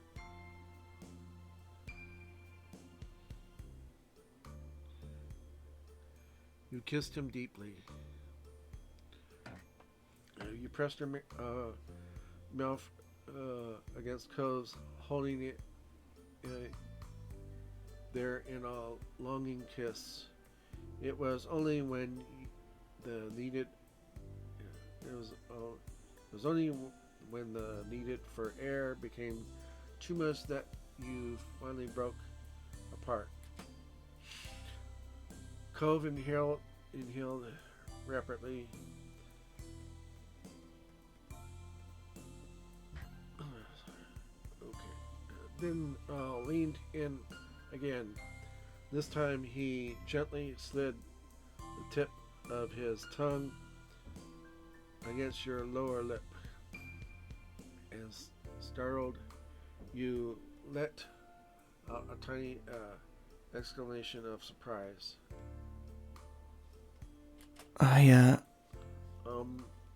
Was that alright?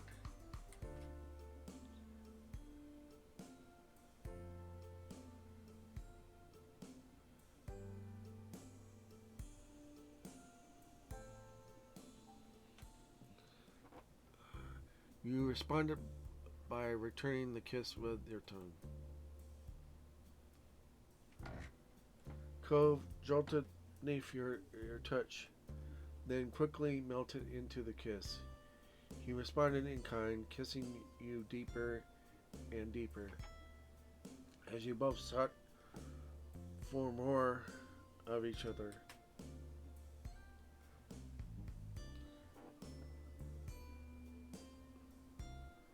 You pushed him down on the bed. We're going for it, honey. We are going for it. Taking his shirt in your fist, you had a hand on his wrist and the other on his chest. You pressed him over towards his bunk. Cove stumbled over his feet. It wasn't easy moving backwards as someone else set the pace, but he soldered on. Once you judged that it was closer enough to the bed for a soft landing, you opened your hand against his chest and toppled him over. He didn't resist, falling back into the bed with a gasp. You climbed on top of him. The mattress gave gently. The pressure, your knees sunk slightly as you planted them on either side of Cove's body. Yeah, he's definitely a bottom. He's definitely a bottom. That's one thing about me, for real. I'm definitely a bottom when it comes to stuff like this. Never really been too much of a top.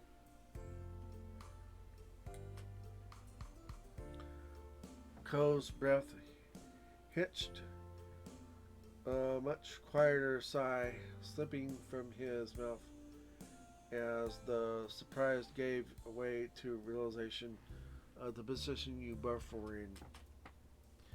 He looked up into your face with a nervous excitement.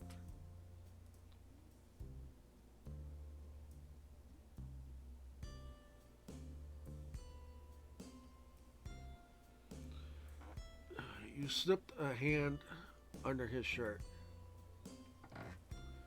You shifted your weight onto the bed, one arm so that you could trail a hand down his shirt. Your fingertips glided down the soft knit of his cotton t-shirt, reached the hem situated right above the pants.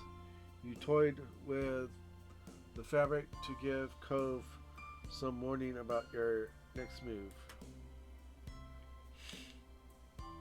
He made no attempt to stop you or get away. You slipped a hand beneath his top, your palm raising over his stomach. Cove's breath came out faster in hard pants. He brought his forehead to rest against yours. You felt each hot puff of breath tickle your face. You moved your hand upwards, reaching his pecs. Cove gripped your shirt within his fist, twisting and pulling it as you touched him. He mumbled something, even with your face near to his, close enough that you could count on every tiny eyelash. You couldn't make out anything resembling a word. You translated instead based on the tone. He was enjoying it. Your hand roamed your fingers, rising and falling across the grooves of his chest, occasionally squeezing tight muscles to watch Cove's trembling reactions. As you finally retrieve your hand from under Cove's shirt, he let out another heavy breath.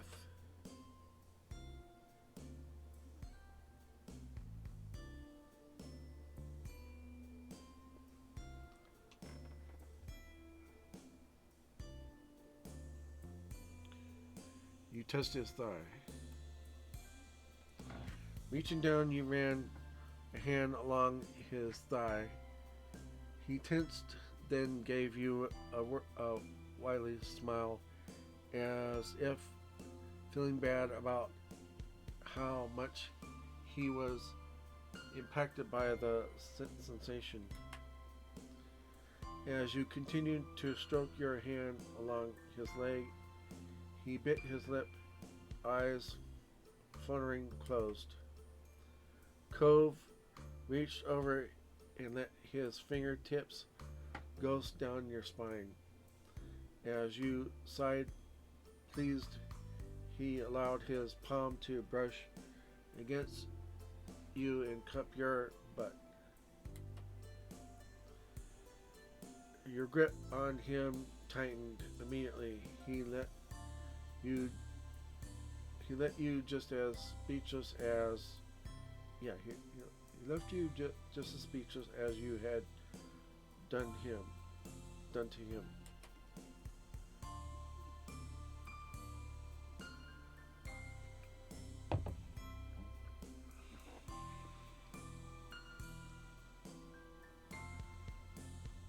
You nibbled his neck. You prepped his neck with kisses and tiny bites in equal measure. Your teeth grazed against his skin, pressing hard enough to make him shiver, then compensating with a soft kiss.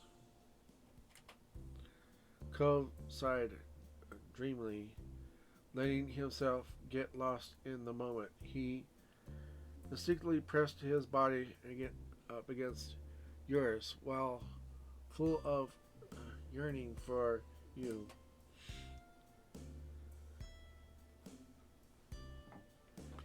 You complimented him.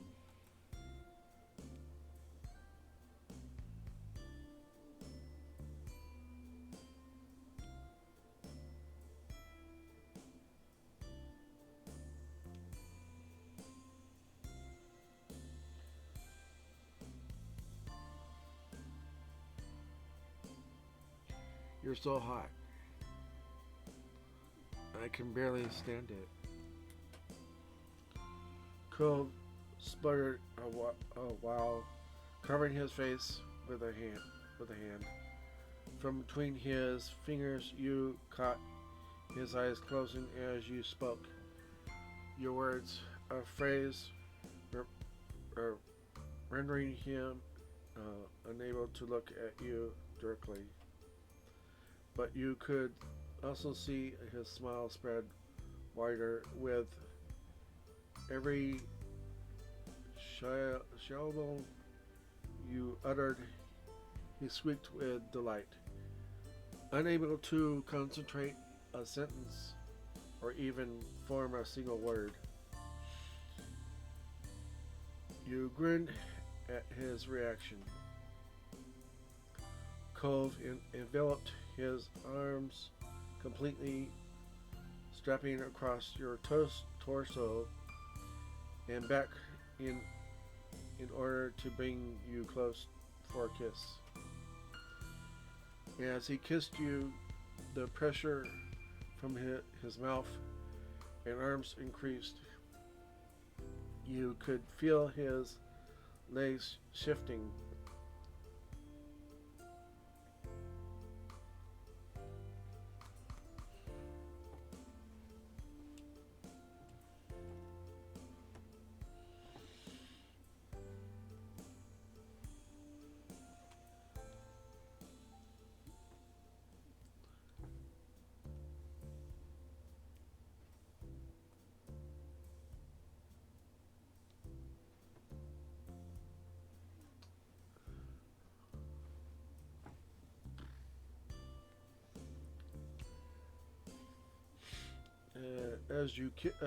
As he kissed you, the pressure from his mouth and arms increased. You could feel his legs shifting along your sides. And then he used his newfound hold on you to roll over without warning. You were abruptly laid flat on your back. The mattress beneath you, while Cove pinned you down from above. Oh, now you want to be the top. Okay. Alright. You can go for that. He knocked a little breath you had left right out of you. The kiss ended, but he had yet to open his eyes. You were both frozen. It was only when he slowly let half-lid eyes look at your face that he understood what he had done.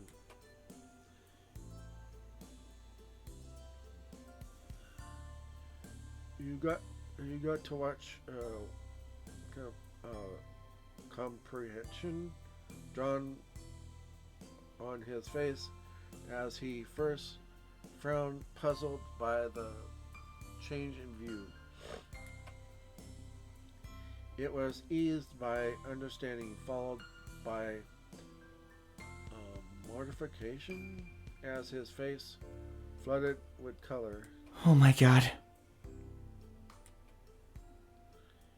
He extracted himself abruptly but carefully, trying to avoid pushing down on you any further as he got up, primarily taking a seat on the edge of the bed. He didn't say anything else. He didn't need to, from the way he was suddenly looking anywhere but at you. You knew at once that he was too embarrassed to go any further. The blush that reached all the way tips of ears was merely extra confirmation. Cove had accidentally shown more proactiveness than it seemed he was ready to admit to.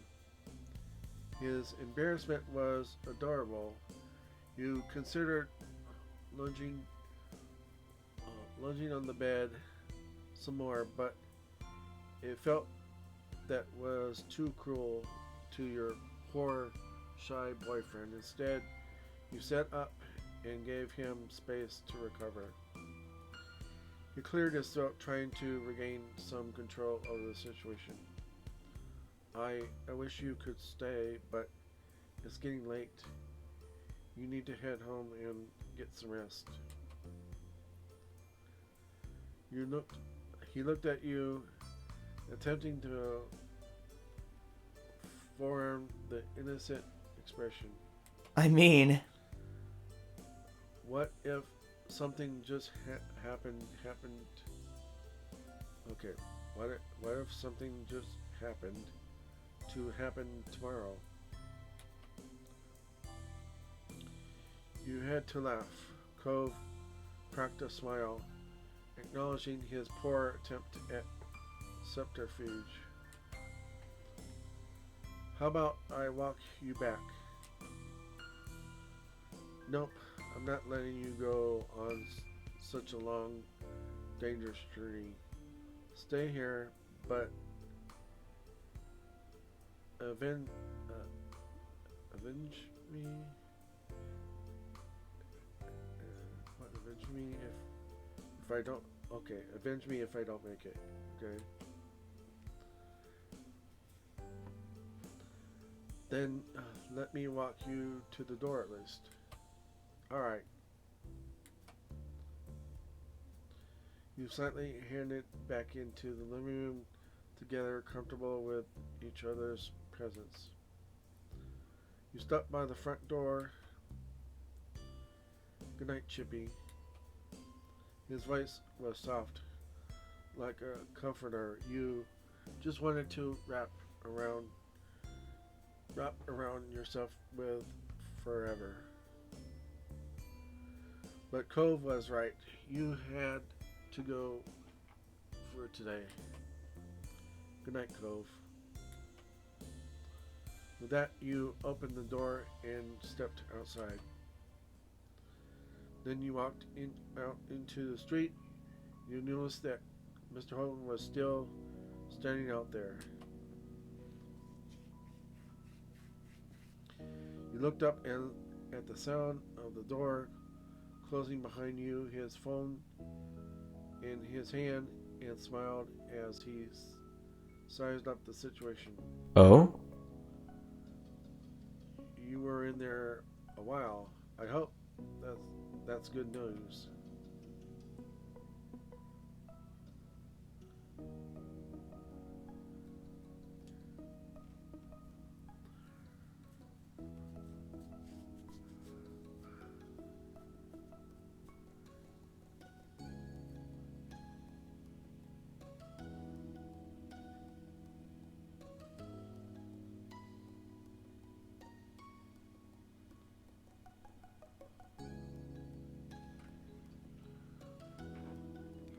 Everything is fantastic.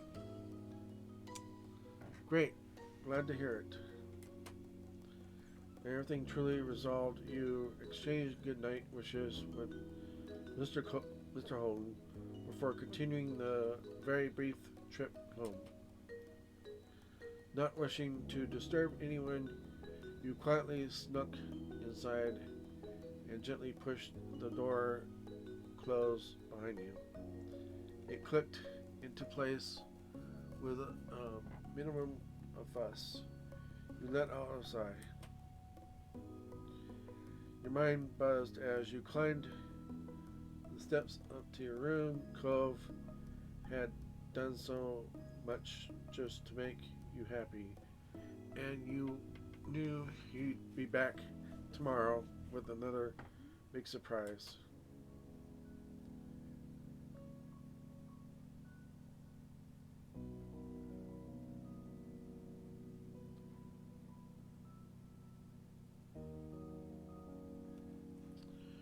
You wanted to prepare a gift to surprise him with too. Cove had brought you 2 gifts already, and odds or a third was coming. It was time to turn the tables, and have something ready to give him. At that hour, that was easier said than done. Most stores were closed, and Cove would be here bright and early to surprise you tomorrow morning. That ruled out purchasing a gift the way you had done for you. Luckily, you had known Cove long enough to see a solution to this problem. Your neighbor was always a happy boy when he was given food. You were sure you could wrestle something fitting that description out of the kitchen one way or another. Feeling invigorated, you spun around and sped back downstairs. It was time to put your plan into action.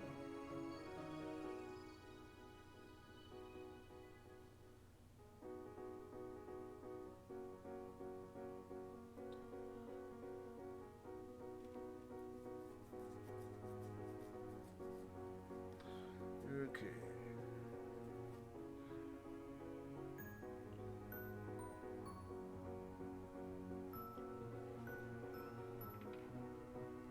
You were a decent cook.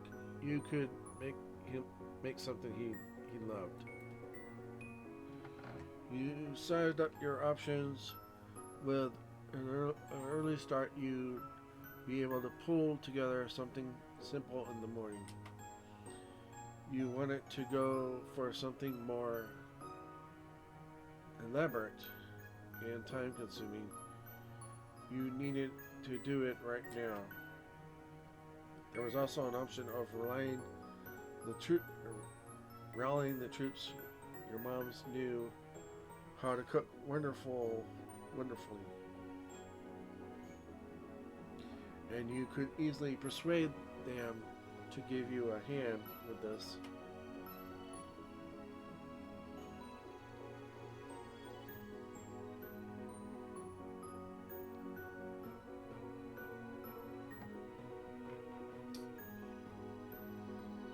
You wanted to have your mom's help. It was for the best. Okay.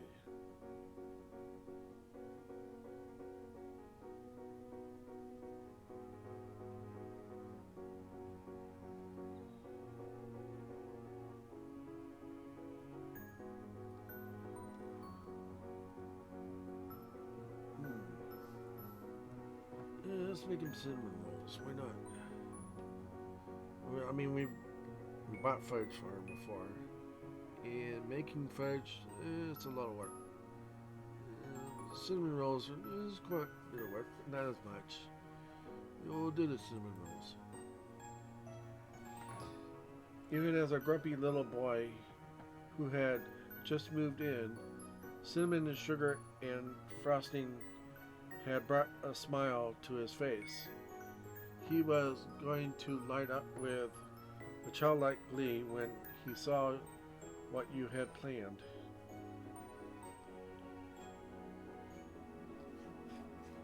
Wasn't he a cute kid back then? I mean, come on. I mean, we were just friends back then, but, you know, we were starting to, as we got older, we started to develop our relationship. Still, he was kind of cute. You located your mom's in their room on the ground floor and explained your plight. You got a fair amount of ribbing, but they agreed to give you a hand. Ma even had a recipe she swore by that you could use. She flicked through an old cookbook full of clippings and swapped recipes, scrambled on notepaper, and set to directly you and Mom like a real chef. You made the dough quickly, knowing it would need time to rise before it would be ready to roll out and let you continue the recipe. You strapped the dough into a bowl with cling film, hoping that the yeast would do its job.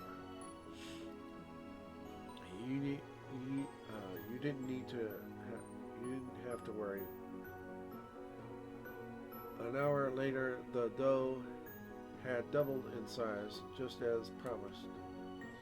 You continued with the recipe, rolling out the dough, levering it with the cinnamon sugar filling that Cove had so loved, and readied the rolls for the oven.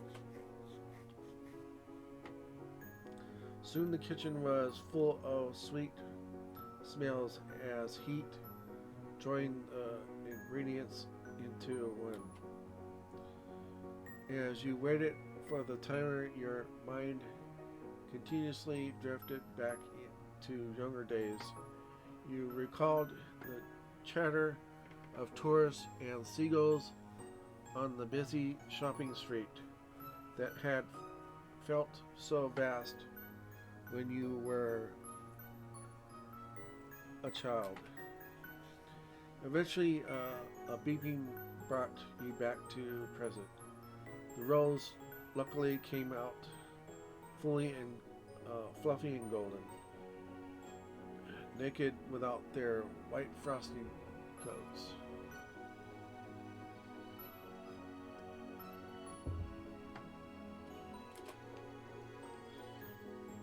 You wrapped that while you were baking, but you had to fight the urge to ice them right away until they cooled.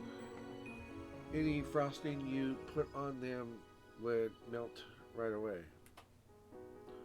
Once you were satisfied that they'd cooled down, you topped them with a sufficiently thick layer of frosting. The teasing from your moms sprinkled into the process was merciless. They had no idea why you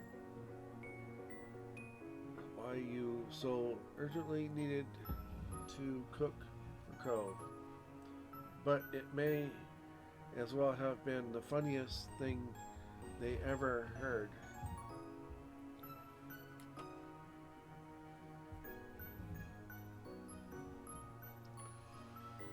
Still, the gift needed to be just right. You endured their good-natured jokes. When it was over, they patted you on the back. You dusted your hands, satisfied with your job well done, with your mission accomplished. You head back to your room.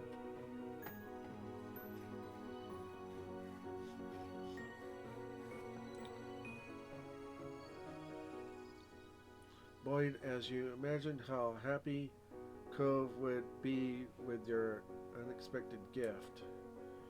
Cove was working so hard to make you happy. You dearly wanted your partner to be happy too. You could only hope your efforts would work as well for him as his plans were working for you. You were up early the next day, ready and waiting for Cove's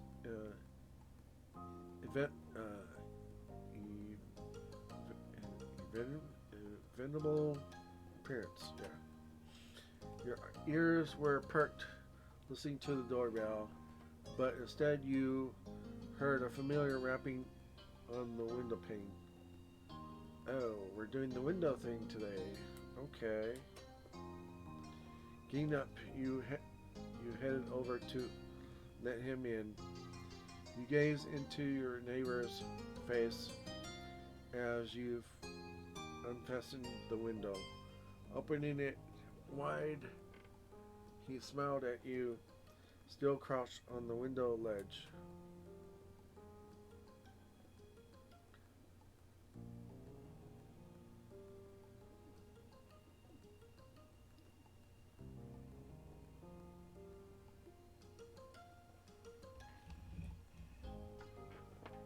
Tired of using the front door already? Cove's laugh was airy as the cotton candy sold on the boardwalk. He was in good spirits. Surprise. I'm really keeping you on your toes. What will I do next? He wiggled his elbows at the joke as you stepped back to let him into the room. Today he clambered through with extra difficulty thanks to the object he was clutching securely. You guessed it was another gift.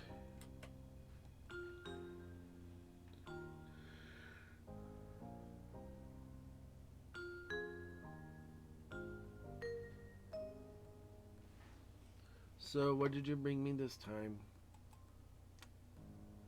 You teased him, continuing the joke he'd begun.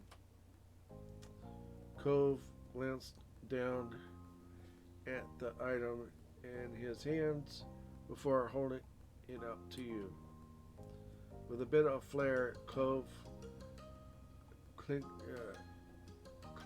together two mugs, like he was giving a toast. Both cups were stamped with the Sunset Bird Town symbol. One for you and one for me.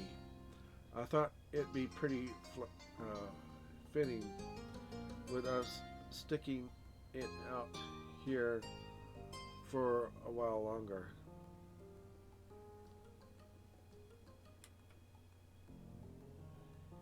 His eyes were trained on you, searching for your emotion on it. I hope you like it.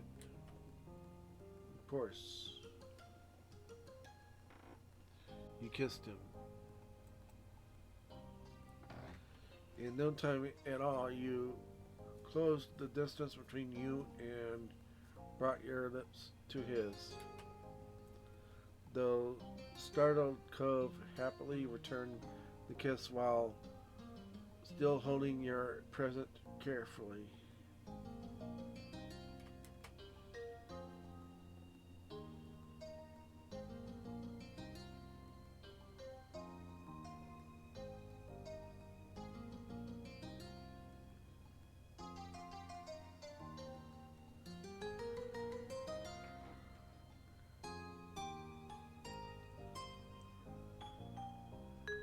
I definitely like it. He chuckled self-consciously as he gave you a long took to the meaningful gift. Okay. He had selected. It was as if it was growing heavier in his hands. I really just support your goals. I just want you to know that. I know, Cove. Then you accepted the thoughtful present into your own grasp. Only once he transferred ownership and cemented it with your approval. Did Cove... Well,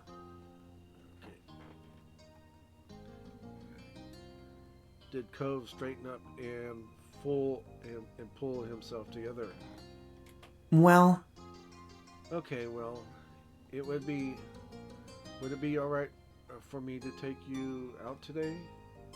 We could, I don't know, go to the theater? He smirked, already accepting what you'd say yes, that you'd say yes.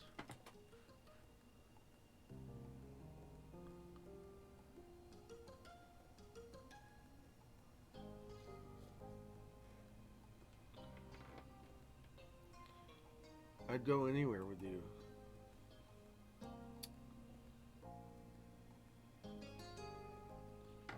His expression brightened further.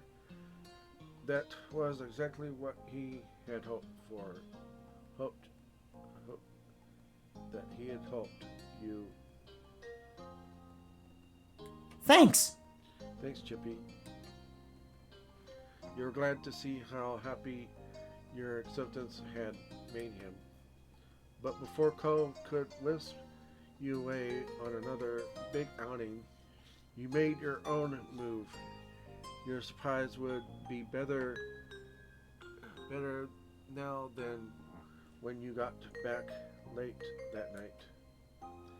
Actually, before we go, I got something for you too. What? What? Really? It was amazing how surprised he was. Cove had spent 3 days raining gifts and special trips on you, but he hadn't at all continued on you doing counted on you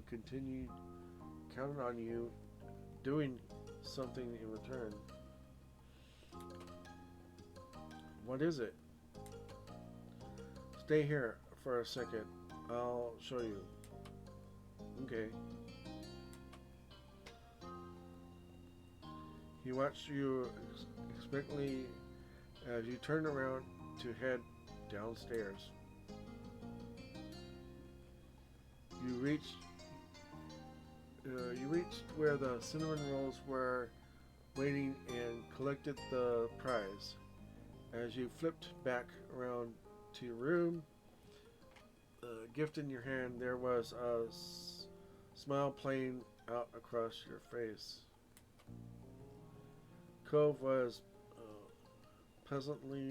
patiently waiting where you'd left him, tapping his fingers against the sides of his pants.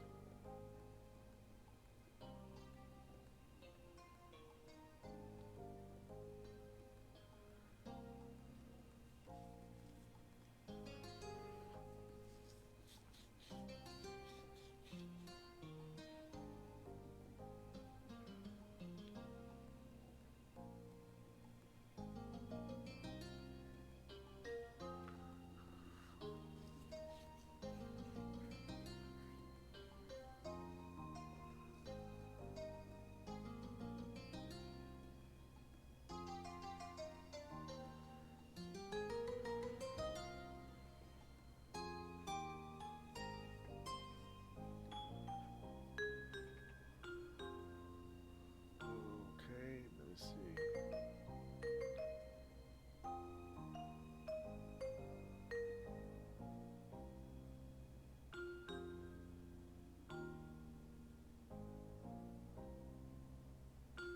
Okay. Hope you're hungry. Cove perked up at your words before he'd had a chance to see what the present was. You got me food? He laughed. It definitely called it that he'd appreciate this gift. You handed the gift over for his inspection. His eyes widened as he saw the treat. I made this myself, so expectations and reactions accordingly. Also, my mom's did help too. Oh. He blinked at the present, totally taking him by surprise, but his eyes were alright with glee. Alight with glee. Excuse me.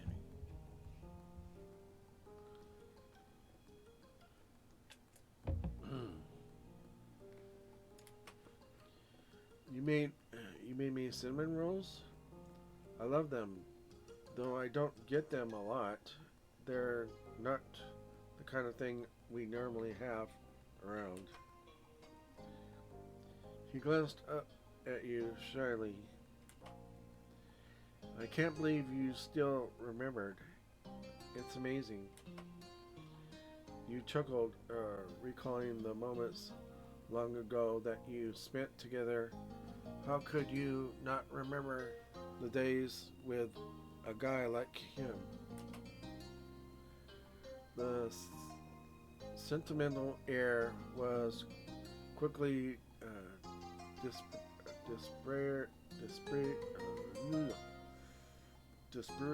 dispirited as he scooped up a cinnamon bun and gracefully squished half of it into his mouth. Well, does it get the Cove seal of approval? Cove kept chewing, gesturing apologetically to his occupied mouth, fully after what felt like an age he swallowed. It's so good, the best one I've ever had. Cove wiped his mouth with the back of his hand, now a little calmer after the initial burst of excitement. His feelings instead settled into an easy, warm affection. It's nice. Thank you for this. It's so nice of you.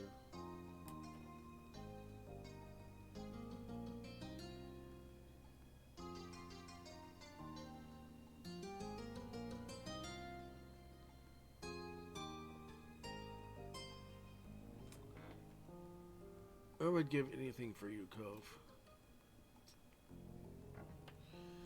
He chuckled shyly, tucking his head into his shoulders self-consciously.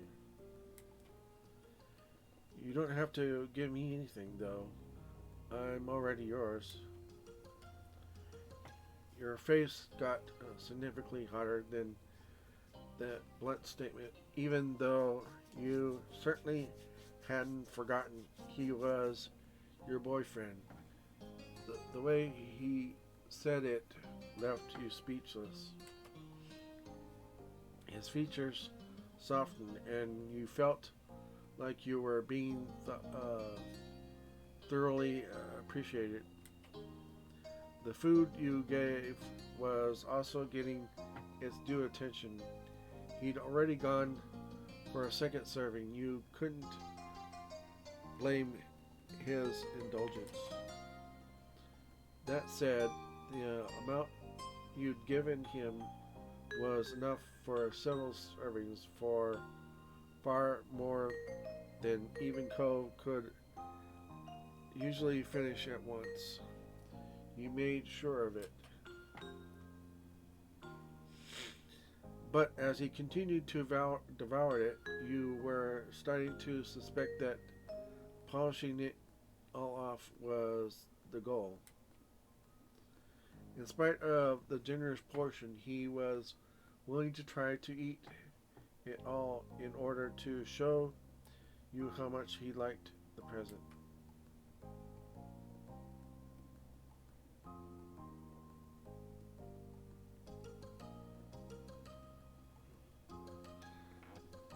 It's okay to save some for later. I don't mind. Yeah, you could always take it home and eat it later. You could tell that he wanted to show how how taken he was with the gift, but you not presented it to him as a challenge to be overcome. Cole finished his current bite and not all satisfied sign. Alright. Alright, I'll stop for now.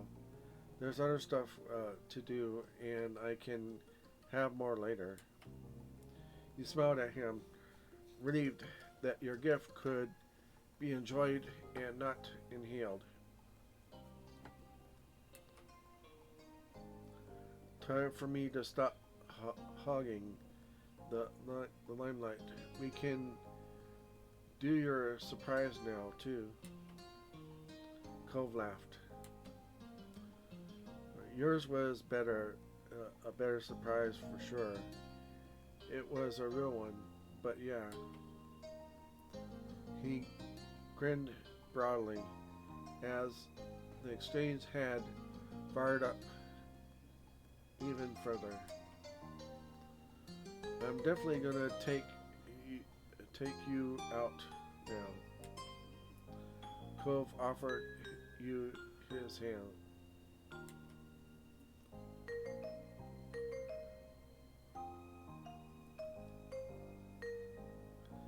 You welcomed it. You took his hand in yours and palm to palm. Cove squeezed your hand before heading out the door, guiding you along. Hand in hand, you wove down the stairs together, out of the house and into the neighborhood. Cove's car was parked nearby. He locked it, allowing you to reach your regular spot in the passenger seat. Cove paused to put what remained of his presents safely away before hopping into the driver's seat. He set off, beginning your trip to the third and final activity of Cove's grand happiness plan. So when I looked it up, there were 2 shows we could pick from around this time. One was a historical romance with nobility, fancy outfits, drama, and stuff. The other seemed like a modern day story, something set near a lake, and a bed and breakfast with comedy. It's kind of wacky, I guess. So? What do you think?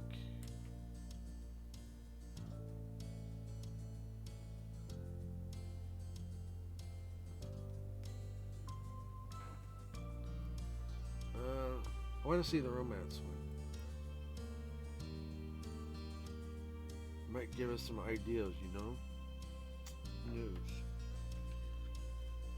Cool. I'm curious about what'll go down. What do you think the costumes will look like? Already your thoughts were busy trying to guess the historical setting. Cove hadn't given you much to work with at all. I don't know. Luckily, we're gonna find out soon. Yeah. Alright. I'm getting kind of excited. I wonder what it'll be like. I haven't seen a live play before.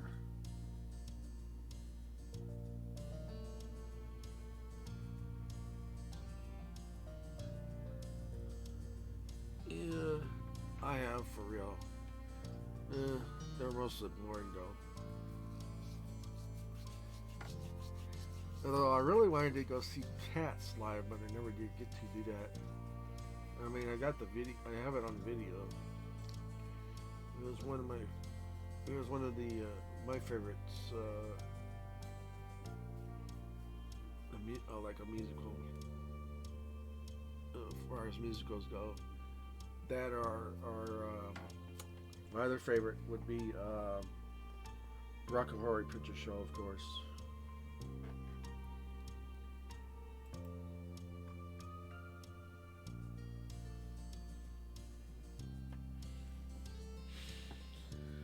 Okay.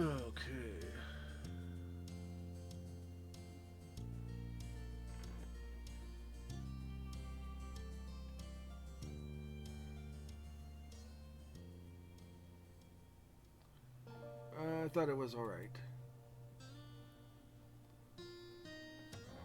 Shrugging, you were already remembering bits of your last experience. It hadn't impressed you, but you hoped today would be different.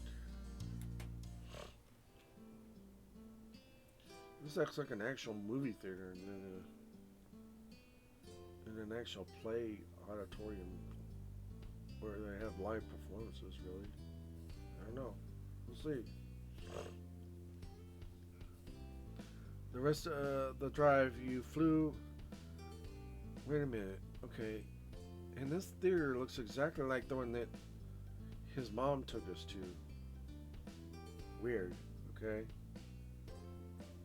The rest of the drive flew by, and soon enough you were at the theater with Cove by your side. Tickets in hand, you both went inside.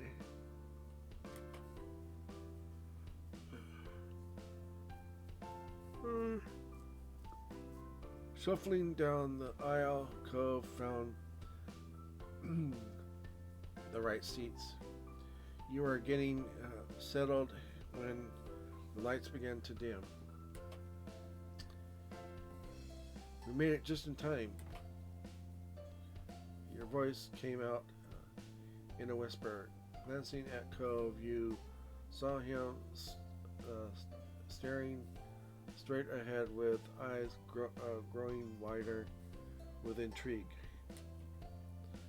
Then the actors started coming out onto the stage. The show set the scene focusing on a group of wealthy families and the web of drama they entangled themselves in. And yet, despite the tension and chaos, the two lovers emerged. Their swift engagement drew nothing but disapproval from their friends and family. You expected that there would be several trials before the lovers could reach any kind of happy ending. The play continued on. At one point, Cove reached out and covered your hand with his. Further light, you felt him stroke the back of your hand with his thumb.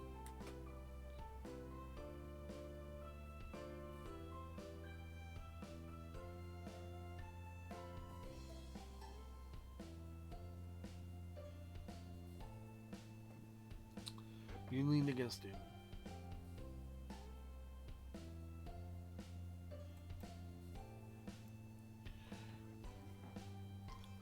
Sighing happily, you inched closer to Cove, rested aside your head on his shoulder. You soaked in his comforting warmth. You became absorbed into the story and performances, and you weren't the only one. During the touching scenes, you could hear quiet sniffling coming from the seat where your long time neighbor was. When the play was finally came to a close, the audience broke into applause. Cove clapped for the actors until the noise died down. Then he spoke for the first time since the event began. It's over. Nodding, you followed Cove out of the theater. The sun was hanging low in the sky. Same old parking lot.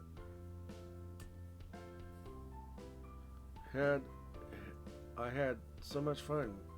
I can't believe what a good time that was.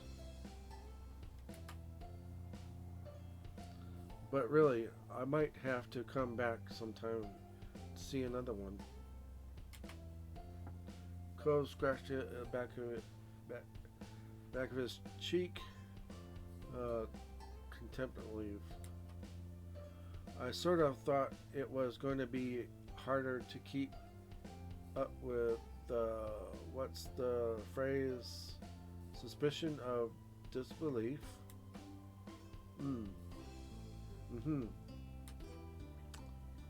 The actors were right there, putting on a show. I thought it'd be too much to believe it was really happening. Not bad. But I felt more into it than with a lot of movies. I could totally picture the world they lived in. Amused, you nodded along, listening to Cove's admitted contaminatory.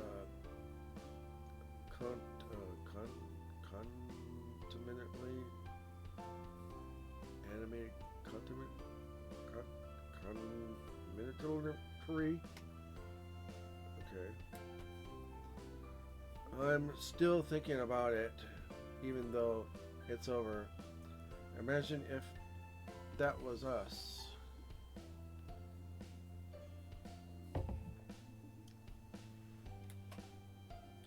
Attending high society parties and living in grand mansions.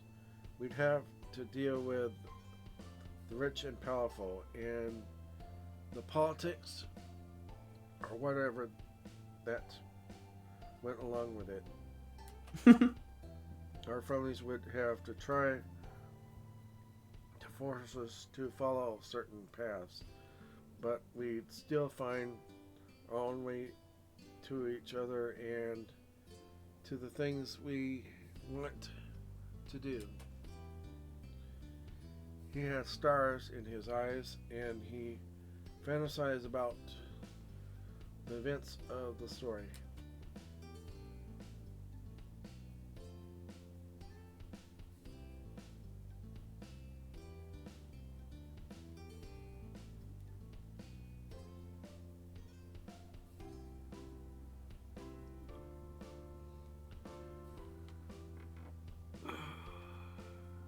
I'm gonna say this one.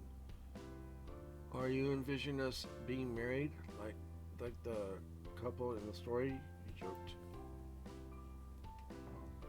And you raised an eyebrow, accusingly, but your tone left little room for doubt that you were teasing.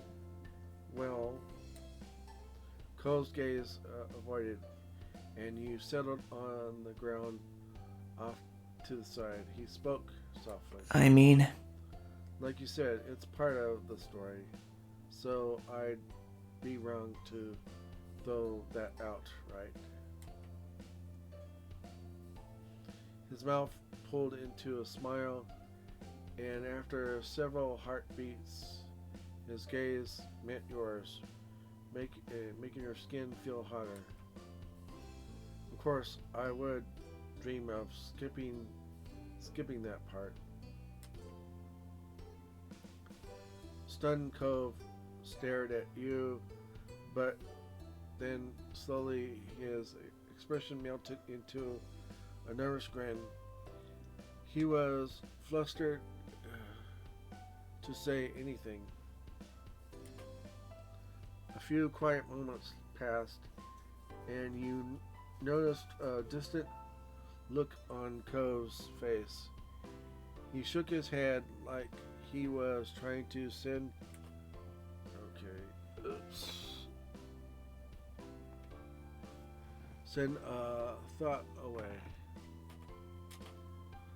What is it?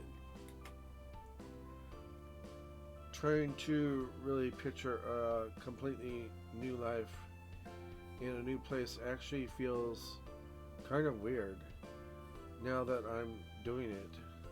I'm not exactly sure how to explain. It's exciting but also sad. I'm thinking too seriously about this dumb idea, I guess.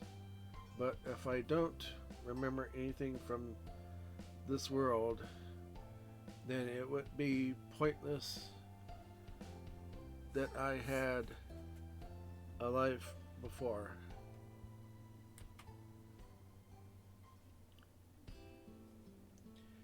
And if it did really happen, I probably would be surrounded by totally new people. I wouldn't have you with me anymore. Surprised you sucked in a breath. Cove laughed shyly. That's... The fun part of imagining it all was that you were there by default. Just getting to be somewhere else on my own wouldn't be nice, no matter how cool the place was. It's settled then. I'll have to look for you if I wind up having another chance at a life or magically end up in some other world. I hope you try to find me too. Yeah. Nervous, Co's eyes didn't quite meet yours. His cheeks and ears were subtly red at this point.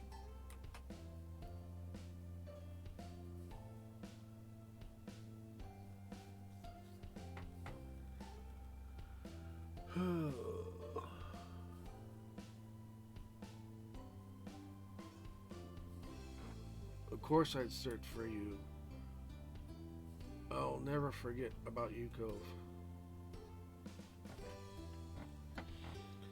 You felt somewhat worked up for having to even say that. It was absurd to imagine any other scenario. Oh, thank you. The sincere tone in his voice struck a deep chord with you, and you had to return the emphasis. Earnestness.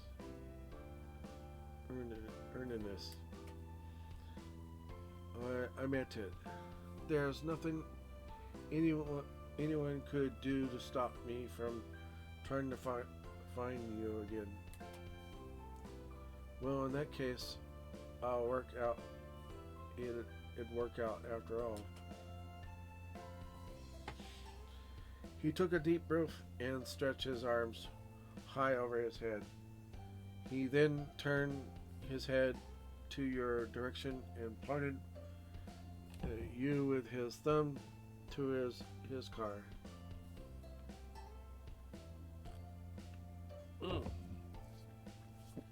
Oops, got some water on myself.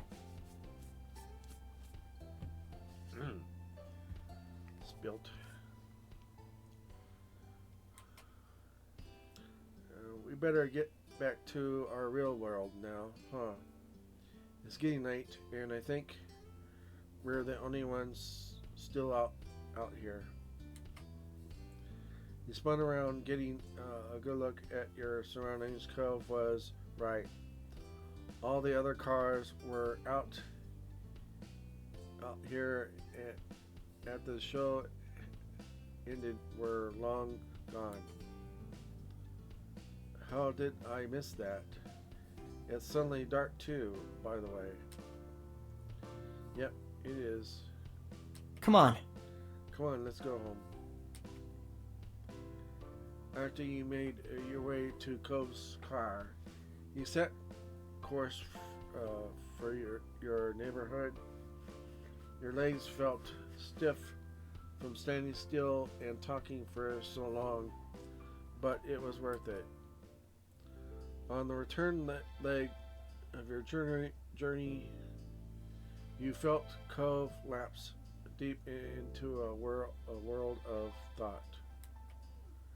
Typically, even when conversation was exhausted, his eyes would flick into you occasionally, and you'd exchange smiles and other such gestures. This time his focus was split purely between the road and the recess of his mind. But as there was no sign of trouble on his features, so you were happy to let him mull over whatever he needed to in peace. The trip drifted by in a comfortable silence. Before long, you were back in the neighborhood. You each left through your respective sides, and Cove stepped around the vehicle to stand with you. Wordlessly, he gestured to your home. He was intending to take you there. Perhaps he felt the trip wasn't truly over until you were literally inside your house. You continued to go with Cove on his whims, and you went inside. Once under the light of your living room lamps, his eyes locked onto yours. Thank you. Thank you, Chippy.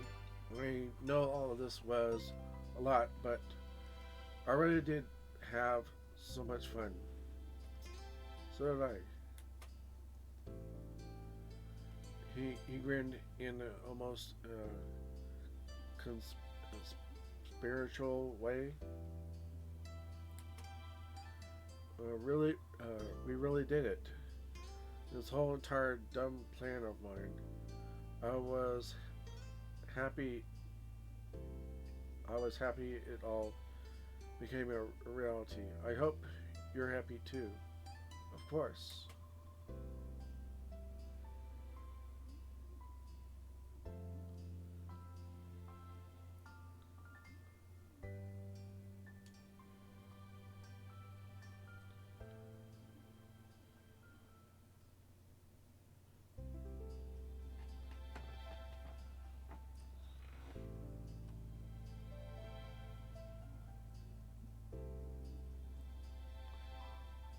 All I want is for you to be happy. The smile he wore was small, even restrained compared to some of the grins he'd flashed earlier, but it was imbued with calm, confronting containment.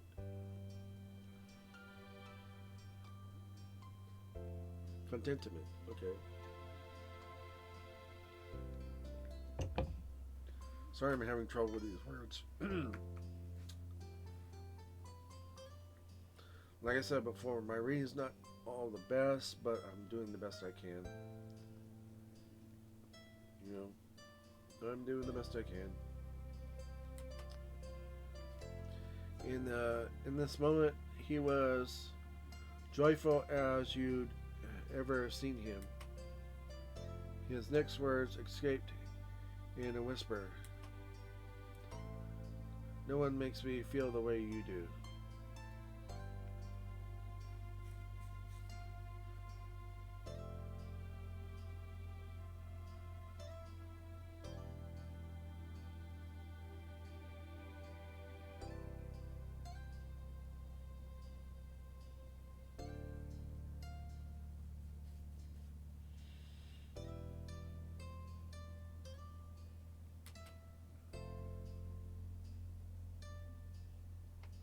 but he moved the conversation long before you had a chance to react to that omission.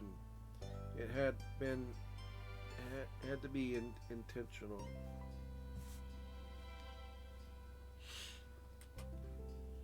Chippy,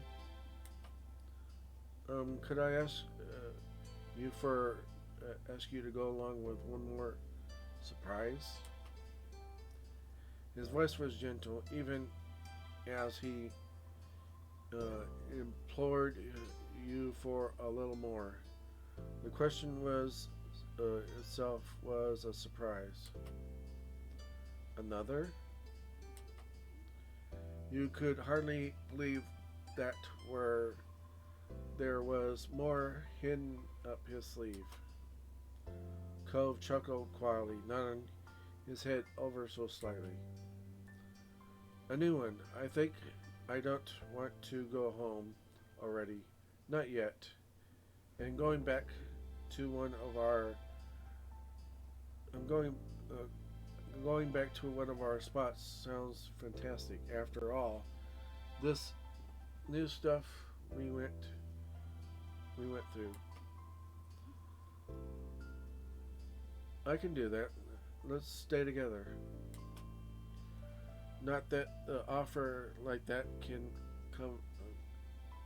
Not that an offer like that coming from you counts as a surprise, but it's the thought that counts. You smirked at him. Yeah. Yeah, you're right. I'm bad at surprises. What a surprise. The two laughed together over the silliness of this entire mini adventure Cove had concocted.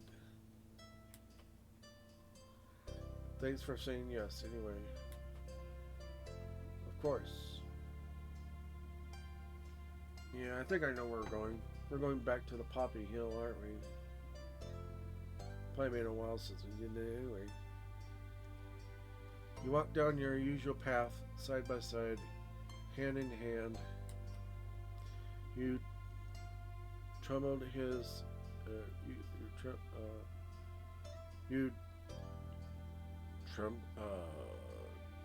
Troubled this same path many times by all rights. The novelty should have been long gone, but you found fulfillment in every step you took. You were sure you always would, with Cove supporting you with along the way. Whether he was near or far, it didn't matter in the end. That he would always be there for you.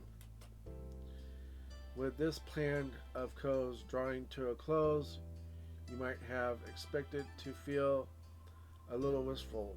It had been exciting exciting few days, but there was no need to yearn for what had gone. After all, you knew that the two of you had always find new ways to bring a smile to each other's face.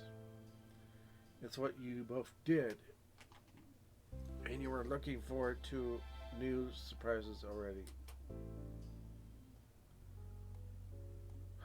And that was the end of it. Well, that's kind of felt like a cliffhanger almost, sort of. Well, I hope they finish that moment in the step 4,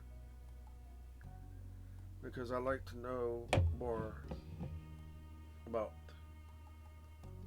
our trip to the Poppy Hill and what's going to come about that. But I guess we'll see. I'm also wondering, I wonder if that leads to the moment where he he asks us to marry him. Because apparently in step 4, there's going to be that question is going to pop up from what I'm hearing. And obviously we're gonna have that wedding. It'll probably be on one of the DLCs for step 4, possibly. So look forward to that whenever that comes out. It's gonna probably take a while. It took a while for these DLCs to come out. So we have any time between now and before the end of this year, I would think. Hope. Anyway. So look forward to that. I'm gonna go ahead and save it, even though I don't have to, really. There we go.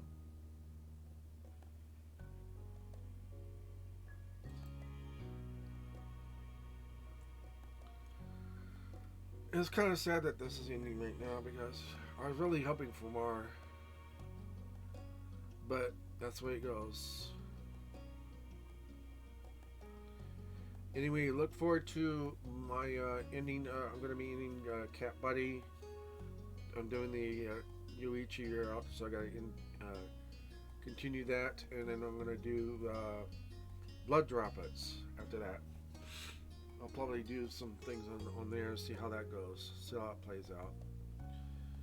Before I go back to Cat Buddy again and do the Tiger route. Yeah. So anyway, thanks again for watching my YouTube channel, and don't forget to click the like button and the subscribe button if you haven't done so already. Again, I'd like to thank all my subscribers. I have 16 subscribers so far, and I would love to see more.